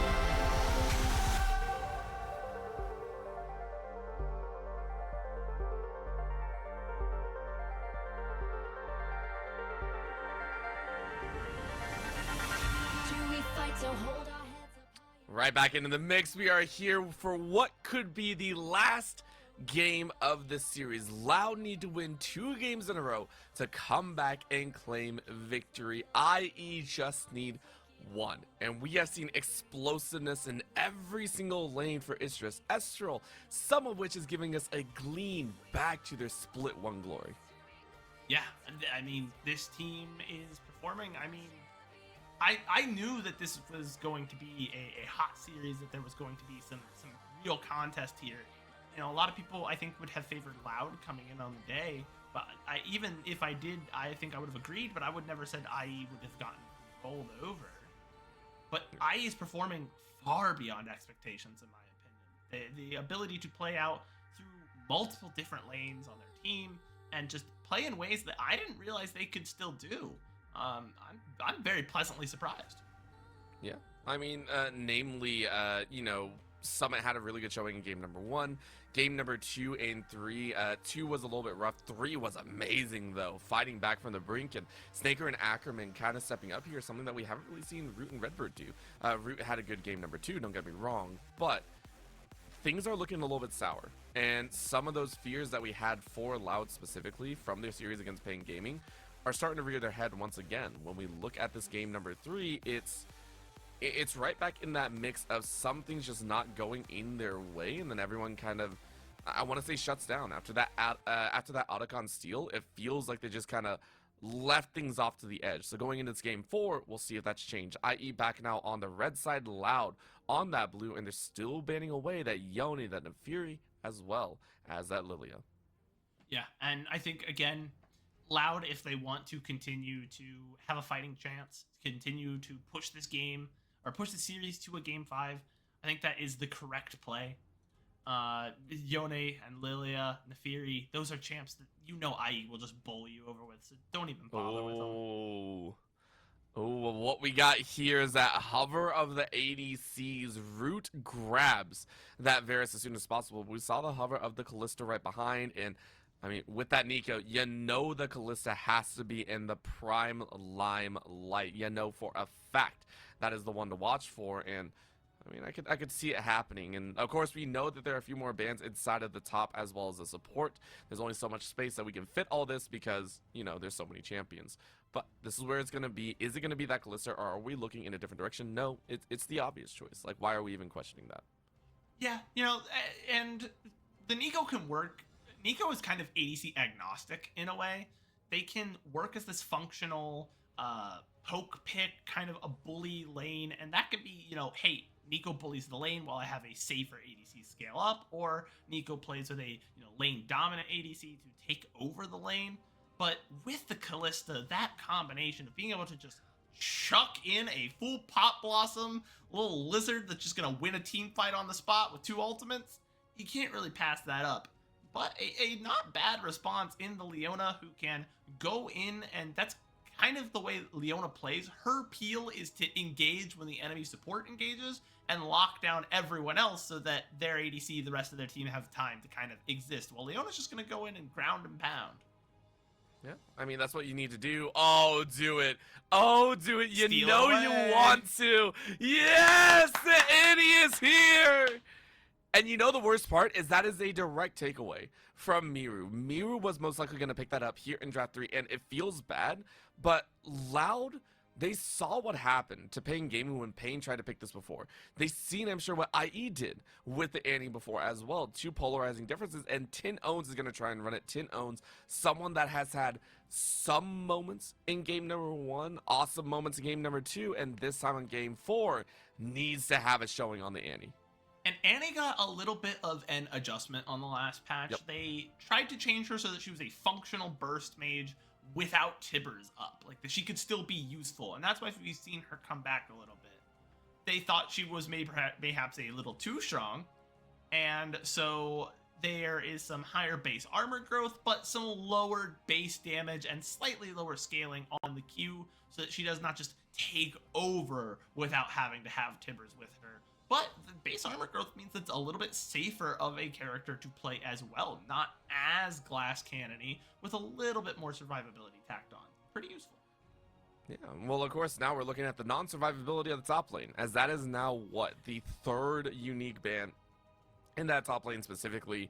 The Nara, the York, and the Jax all taken away from Robo's pocket, which now means Summit is going to most likely get that counter pick option. You're That we Rise want is a that top counter lane pick. ban. Yeah, that too. But, you know, I like Rise mid. That's a whole different story. But Summit right now is saying, yeah, I want a really good matchup because I think that's where it's going to be at. There's a Cassante banned away as well. So a lot of champions taken away. We're probably getting down to the brass tacks of it, of the just whatever you got left in there, give it a shot. Ooh, a Lee Sin jungle route. And I think the one win is for Lee Sin. The one game that has been played, the one win is Jose Dioto. So this guy knows how to play Lee Sin. He can do it. And I'm not gonna go out and call Lee Sin a carry jungler, but I'm not gonna call him not a carry jungler either, because he can, with some proper form, really take over and make it a problem as a Is that a Shinny Trundle? That is the first Trundle, I believe, in LTA South, at least for this split. Unless that's top lane, right? Unless you're opting for top lane jungle and you're predicting a tank to come out here.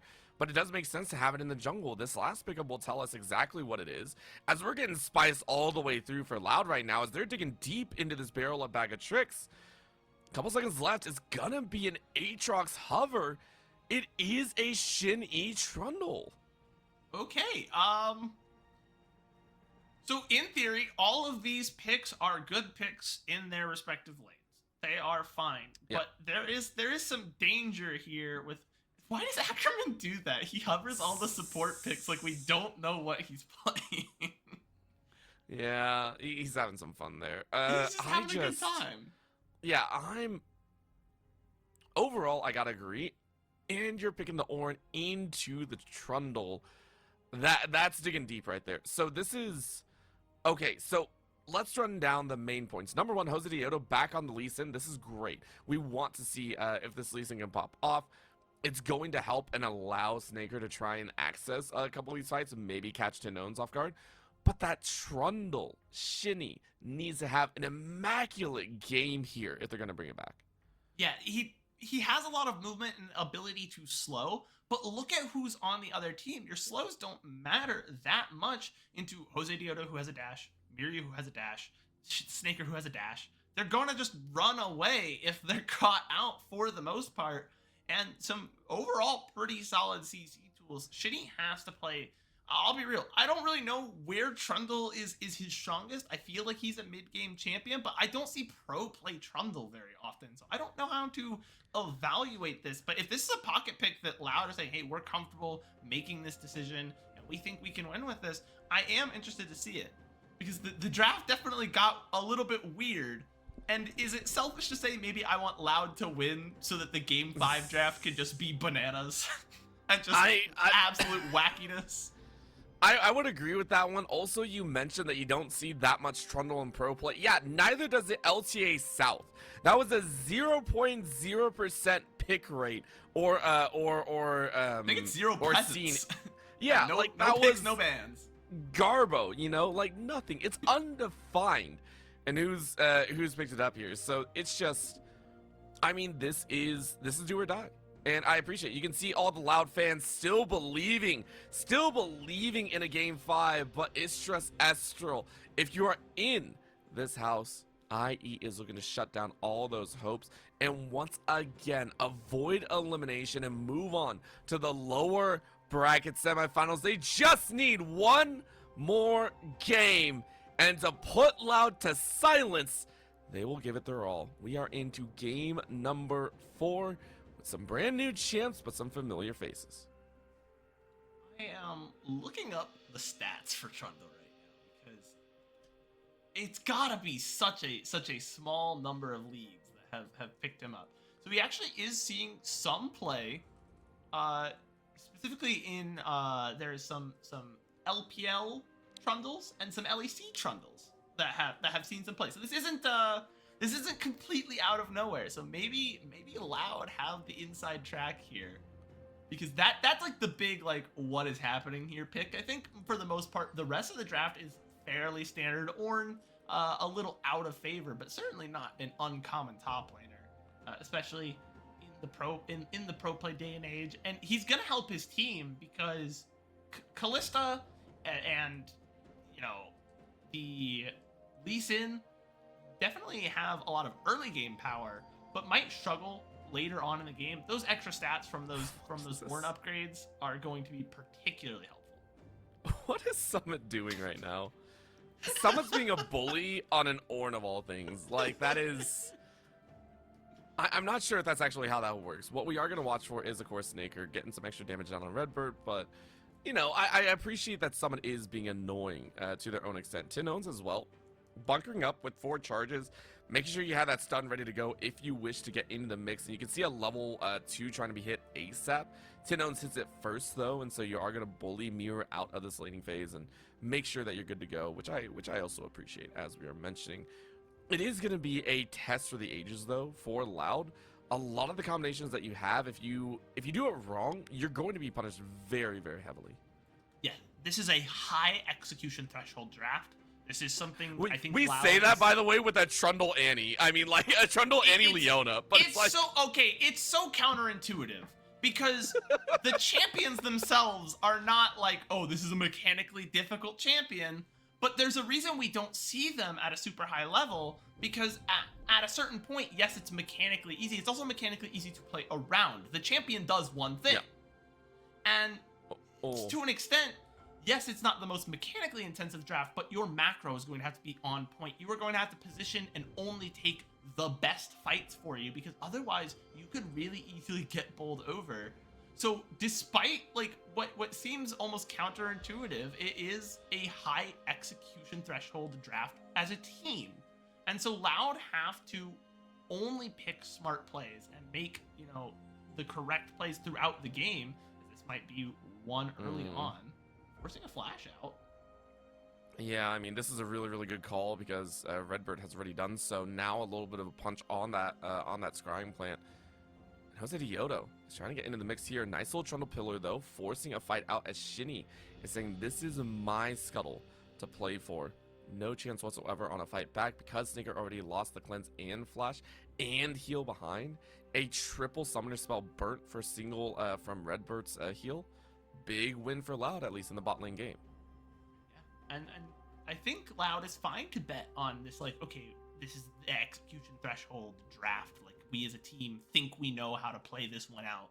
We think we have the download, the dial in here.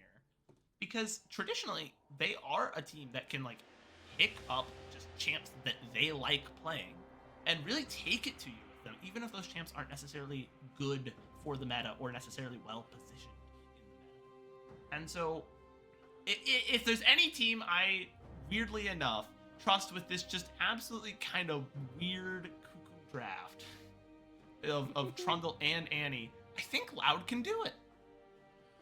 Yeah, well, I mean, they're definitely going to try, as we do see a massive double gank into that mid lane. Trying to throw down a little extra as we get to see the fans all getting into the mix here. Everyone hopping into the plays and getting in on the fun and action. You know, for a fact, Loud fans are more than excited to play their way through a full BO5. They're no strangers to this position. No strangers indeed. A number of BO5s across, you know, the CBLOL playoffs of ages past. And hey, this is when traditionally this is when this team has performed its best, when like people are counting them out. When we say it, we've watched the games and said, no, Loud doesn't stand a chance. Have you seen how they've been playing recently? And then all of a sudden they just turn it on when they feel like it.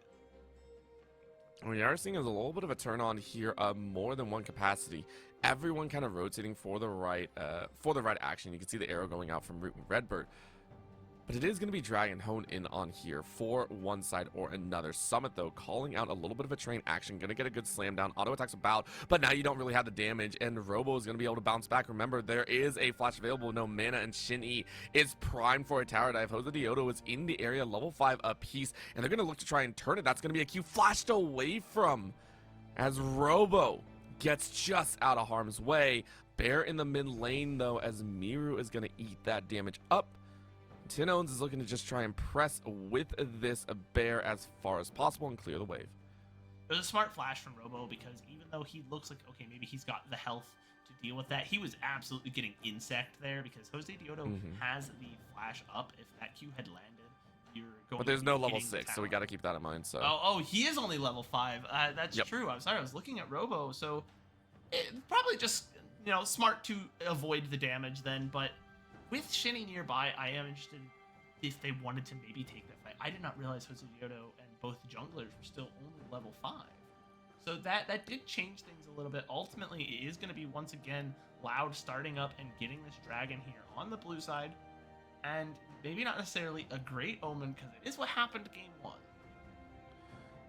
It's a slow rolling start for Loud, and they were able to gather a lot of these kind of pieces of the puzzle for themselves. The main thing as well as Tin Owns. Tin Owns on the Tibbers, on the Annie, really needs to make sure that they're in the right position, because if the Annie is caught out, all of a sudden things go south. And for IE, it did start in that bottom lane specifically, but at this point, I don't think you're looking for Root, even though Root is on the Varus. Redbird's there to help out, right? These are great disengage tools. In my opinion, you're really looking at that mid lane takedown Tin Owns to get extra value there. Shinny, though, saying, I want to go ahead and just take away the enemy side jungle. We'll go ahead and cover a lot of that and say we're good. Shinny, of course, trying to pay back in spades what happened in game number 3 in the mid lane, though. Miru stepping up a little bit further than necessary, but of course just trying to clear the wave. You corrected yourself earlier, and the thing is, I don't know why, because you had it right. No, he's playing as Tibbers. Tibbers is the champion. Even with the adjustments, Tibbers is the champion, Annie is the summon. It just so happens that you have to pilot Annie more often than you get to pilot Tibbers. Because even though the damage was taken away from Tibbers, you just have infinitely more agency when it's up, as we might actually see an early team fight here. Jose Dioto does have the level 6 now. Oh, what we're also seeing is on the bot side a 1v1 action in multiple different ways. As Robo's getting some great damage back. No flash available from Summit. Now a twist with the call to Forge God. But really, we're watching inside of this jungle. Ackerman thrown to the side, though, as Miru can barely get to the back line. It's a little bit spicy. Jose Dioto was looking for an insect, but I don't think you're going to get it. Tibbers is running interference here, making sure to spot out in the brush. So the first test and the first kind of stat check goes neither team's direction. Yeah, ultimately, Loud were the first to the objective, so it's not surprising to see them pick up the 2 grubs there and just kind of escape away. We got what we came for. We lost a lot of health taking it, and so IE is trying to clean up on the fight. We just denied them the gold. Ultimately, we get the objective. They don't, so it's a good play. It doesn't work out perfectly, but it is really what Loud wanted to see. IE going to have to, reset, try again. Now finally sending their ADC into the mid lane, going to collect as much farm and XP as possible, and set up for future objectives, as we're going to enter once again a lull state, and this is the longest game we've had with no kills, almost hitting double digits on the timer there, and still neither team has found that first blood. Yeah, I think when you take into the scope of the game and the seriousness of it, IE generally they like to kind of push and push and push, but Loud just haven't given them the options. And honestly, this also leads into the fact that Jose Dioto, I think, is playing Lee Sin. You're out of position if you allow a Lee Sin to get those extra kills. It's a problem. So you're playing towards that late game. You're playing towards that scaling. You're playing towards, having that wombo in the mid to late, plus a Shinny that is ready to run down just about any opponent. It makes sense why Loud would want to slow this pace of game down, I think. Yeah, it makes quite a lot of sense. You're 100% correct, especially with the Varus, who's going to be very, very strong around those mid-game objectives. But they might have found their first pick, Summit, out of position. Yeah, and unfortunately, there's only so much you can do as an Orange. You have no flash, you have no abilities, so you are out of HP. Well done on the first blood. Full collection plus some. Robo recognized that, hey, there's going to be an answer on the other side of the map. We got to play a little bit more carefully. And they're going to go ahead and walk their way to safety, but Shinny and Tin Owns going to try and get some extra damage down on the tower, as Loud going for that global objective, or not the global objective, but the map objective itself. 3 total plates plus a wave. Very controlling here on the bot side. Yeah, it's a lot of plates coming out. This is one of the big powers of No way. Trundle. Yeah, they're Yeah. gonna get a full tower for the second time in this series, a full tower before plates even fall. And there's the feat of first tower. Not usually the first feat you see coming out in the game, but a good step for Loud to take a slight gold lead here, about 800k up, or 800k, that'd be crazy, huh? 800 gold up, and That would be a stat and a half to see, by the way. First ever 800,000 gold game. You heard it here. You heard it here first. But that slight What lead. would that look like? Like, what are you buying at that point? Honestly, I don't know. As that's going to be a Fate's Call being Kappa used. juice. Yeah, true. Right now, a kick plus a charm, though, is going to be Robo to Rune.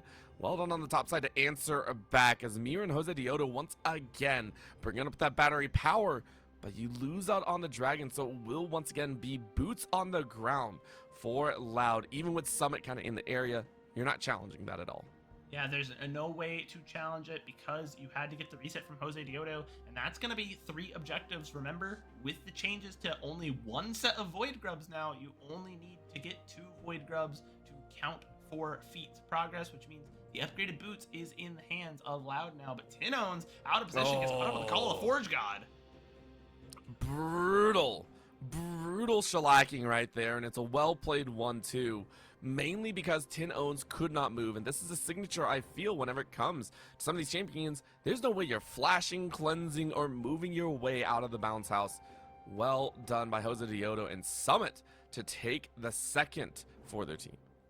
It was you who called it out earlier that while Annie has a lot of power, especially when Tibbers is up, and Tinone's had the Tibbers, they can beat a lot of damage. The biggest problem is that if you're caught out, you just can't move.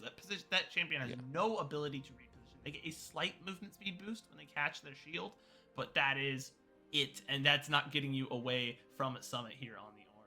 So unfortunately, that is Tinone's suffering the second death for his team, but it looks like we might be getting ready for a dive in the top side. Jose Dioto wanted to perhaps make sure that doesn't happen. It's just the ice pillar, just to stop the back.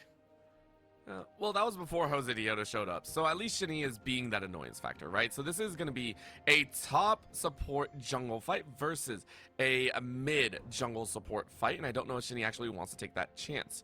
You can see them trying to bounce around, and Shinny for their own already has a Triforce built up, massive boon for themselves.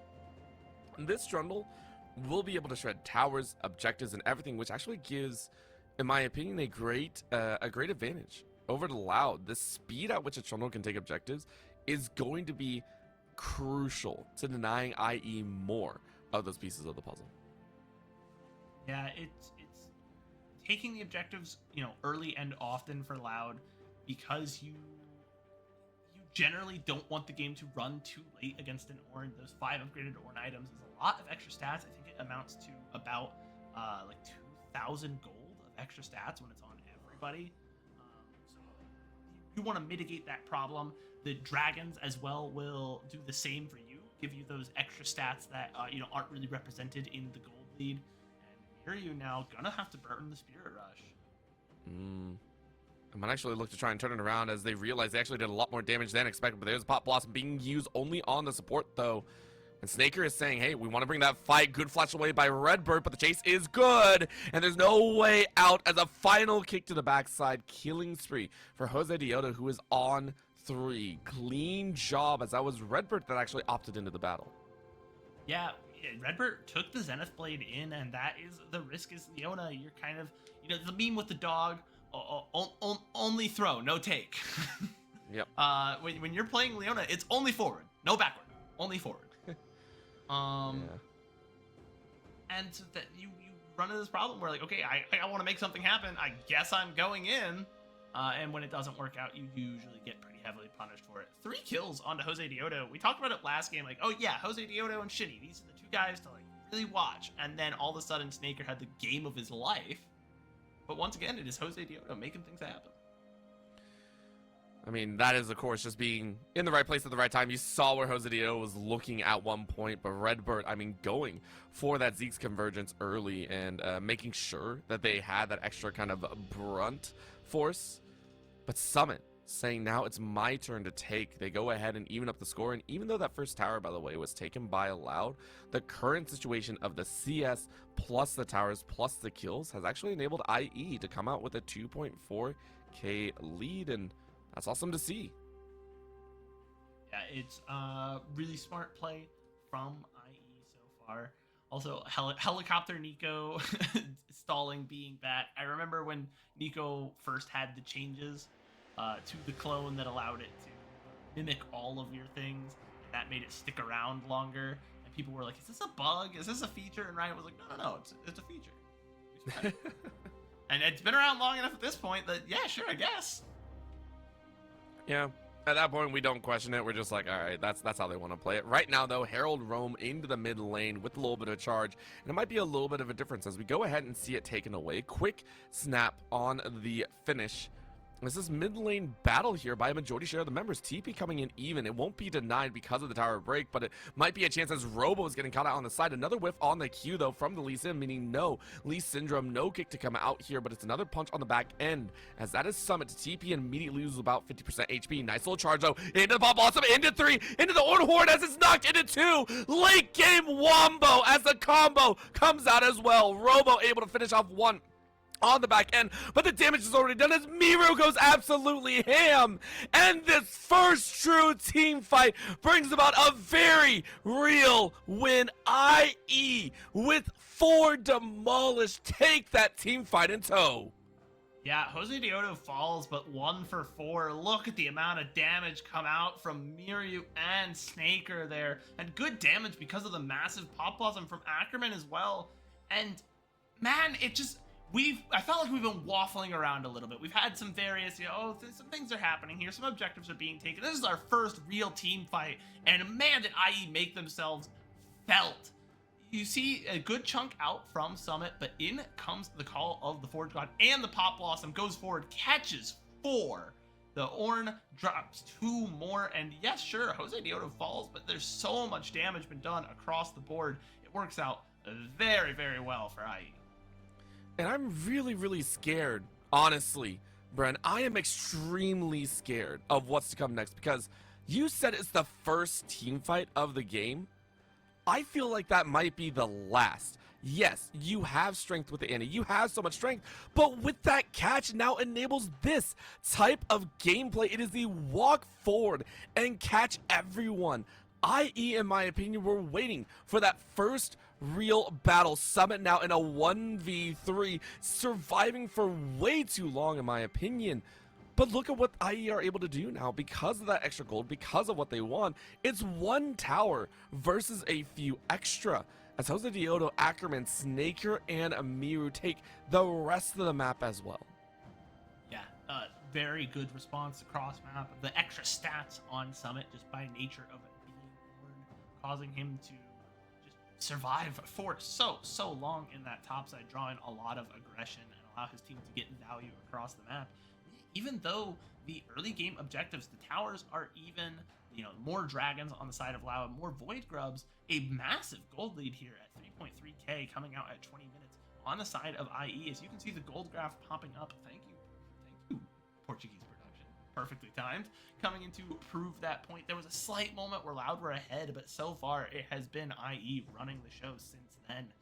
And a lot of it comes down to just being better positioned. Look at the farm, especially in the mid lane, like where it is a 40 CS discrepancy, and Miru is 2-0-4, and again stacking Dark Seal. It's never ending, and this is like one of the OG champions to run a Dark Seal on, right? It's the Ahri. Ahri's run this show. Summit, though, recognizing that they're in the wrong place at the wrong time, and this time quickly honed their way out, hit the blast going to safety, but now it's going to be another chance here. It's a nice little rotation. Take a look at how spread out the entirety of IE is. Even whenever Summit is getting caught, something is being pushed on the rest of the map. IE are taking a page out of Loud's playbook and saying, hey, if you're going to run the macro, we'll run the macro as well. You can't compete with our rotations right now without dropping something else. They've been just consistently finding the push on the map. The one Void Grub is doing just enough work for them to get that extra little bit of tower damage in, help them out, and they've got the gold exactly. I mean, exactly distributed the way they want it to be. A bunch of early kills, 3 early kills on Jose Dioto so that he can just act as this really early game carry and push his team into the mid and late game. And now you're stacking up a bunch of gold on Miru and Snaker, who will just carry the team through the late game. It's been just a well executed, ideal game of League of Legends. One early carry to push to the late. And the Otacon is taken away and a fight's about to break out. No, the fight is not even there because it's a slaughter. Down goes Shin Ia with your jungler down. You're on the retreat, but the retreat is not given. No quarter to the prisoners, as this is a game that is all on IE. Yes, there's a kill on the back end, but the ensuing death is real. It's a 2 for 4. Make it 5, as yet again IE close the doors with an ace. And man, IE, a scarier team, I think, than a lot of people were giving them credit for. Just after the rough, positioning and group phase that they had, this team has really come together and gelled, and they're showing it here. These team fights, you said it. I was like, oh, a fight's about to break out. You're like, no, the fight's already over, and IE have won it. It's gonna be a slaughter. It really, and I hope we get a show back, because you might say, hey, IE lost to. No, that's just because they stepped up a little bit too far. Yeah, let's go ahead and take a look at this, please, because watch this moment. Boom! Miru saying, what's up, Shin E? And then that train behind to Redbird yet again trying to do support things. And yes, the Annie was able to bring 2 back, but look, that was what? The finish at the end? It doesn't matter. Well done to IE as they blow through yet a few more, and then the cleanup. Yet again, it is Jose Dioto and Miru showing up big. There is a strong argument that this is the strongest mid-jungle duo in LTA South right now, and that is saying something, because we have, some pretty strong junglers and some pretty strong mid laners in this region. Mid lane has been, something of a weak point. Oh, now all of a sudden, all right, well, listen, the flash stun smash will work, but they haven't caught Jose Dioto. Well, yes, they have, and now it's neutralized into 2, but Miru's on the back line, just popping off with the resets, and now you're going to chase further. Root is able to step to the sidelines, but in comes the Ornhorn from far, far away. And even with the full weight, it's going to be different. Miru with a great side forward, and that's a pickup of a 3rd. Miru with reset number 4. Last auto and burn. It will be the finish from a disaster of losing Staker early. IE swing the gold lead and ace yet again. I just kept talking because I was like, okay, yeah, I know there's a team fight breaking out, but like IE's just gonna roll him over again. So like we can finish a point, right? And then I was like, oh no, IE's losing. I gotta let this fight start, and they're gonna lose the fight, and this is gonna be a game again. And IE pull it back because they're just so far ahead. They have so much online. Miru does so much damage. Look at this. You can see, I thought, okay. The Pop Blossom lands onto only 1 member, a bunch of stuns come out, Snaker goes down early, Jose Dioto goes down early, and surely, that's it, right? Loud have won the fight. They've managed to do it. But here's Miru, full health, just peeling people apart. It is brutal. And Ackerman, the one that you watch in game 3, right? You rightly called out Ackerman's play. Here on the Nico as well, following up with residual damage. Just sneaky damage overall. Thankfully, the Malignance was down as well on multiple members. But look at that. The snipes at the very end. It is out of their control. Loud right now are playing with their lives on the line, and Miru's allowed to dance. Look at this, miss the charm even. It's now gonna get sold out, but look who's in the back line. Yet again, Ackerman, when one falls, another steps up to take their place. Cut one head off, more sprout up. It is Istris Estral, this squad, a split 1, ranking in the most dominant, straightforward, one-sided beatdown that we have seen all series long. It's ace number 3, as IE will knock Loud down in this series. They will knock Loud down in game 4, and they will knock Loud out. A split 2 playoffs. GG's all around. I mean, what a dominant performance. You could not ask for a better game, top to bot. There was a perfect just mix of, okay, this person gets knocked out early. Well, Miryu's gonna, if Jose Diota's dead, Miryu can carry the fight. Miryu's dead, no, Snaker can carry the fight. Snaker's dead, well, guess what? Ackerman can carry the fight. Summit was providing good CC. It was a complete team performance, and that's why we saw them finish in only 27 minutes. A dominant game here. What more can be said about IE in this particular series? Able to knock Loud, who were, you know, we talked about they should turn on during the playoffs. No quarter given indeed. What a fantastic game from IE. You have to be feeling so great about that if you are an LLA fan. And this wasn't just Loud giving up at the end. I want to point that out because we knew how strong IE were in game 4. Loud were trying. They were hardcore trying. The catch onto Snaker at the very end. It was such a close battle, right? You snipe out Snaker and you try and run the rest of the show, but they were just too far gone. Loud tried, but SuperBren, like IE, Istres Estral, have gone completely above what we thought was possible at the start of these playoffs. And remember, for IE, the playoffs started back in the Knights play-ins. That's where their playoffs started. And even back then, we were seeing the highlights of Jose Diota and Miru. As much as everyone shined, you know, Summit at one point, Snaker, Jose Diota primary, and Miru secondary, these two played out of their minds. They were just untouchable in the games they won. It was so great to see. But I think it's a bigger shining light just beyond, okay, this Jose Diota guy, we knew he was fantastic. It's a nice surprise to see that this Miryu guy is really good as well. What we needed to see out of IE was can the other 3 members of the team do enough to keep up and allow those guys to carry. And they've shown they can do more than that. This is a cohesive team. This is 5 members that can play together, and they're threatening now. I think if you are a top team, if you are Pain, if you're Furia, you're looking at this and thinking, you're not nervous, all right? Because if you're a top team, you're confident that you can handle it.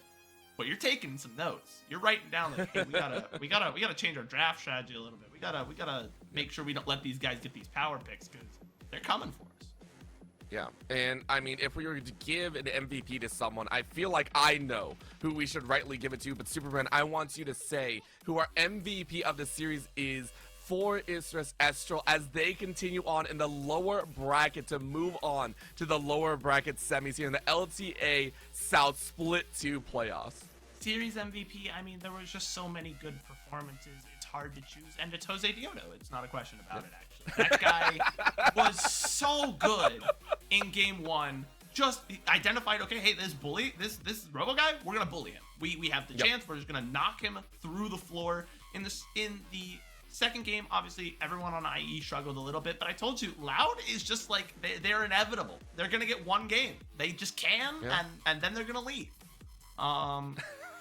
In the third game, definitely not like a complete takeover, but was able to act early on in the game as a sort of, you know, stabilizing presence and let the game get carried by Snaker, who had a great game 3. But the game 4, those early kills from Jose Dioto, able to just pummel the enemy team and consistently just be in the right place at the right time.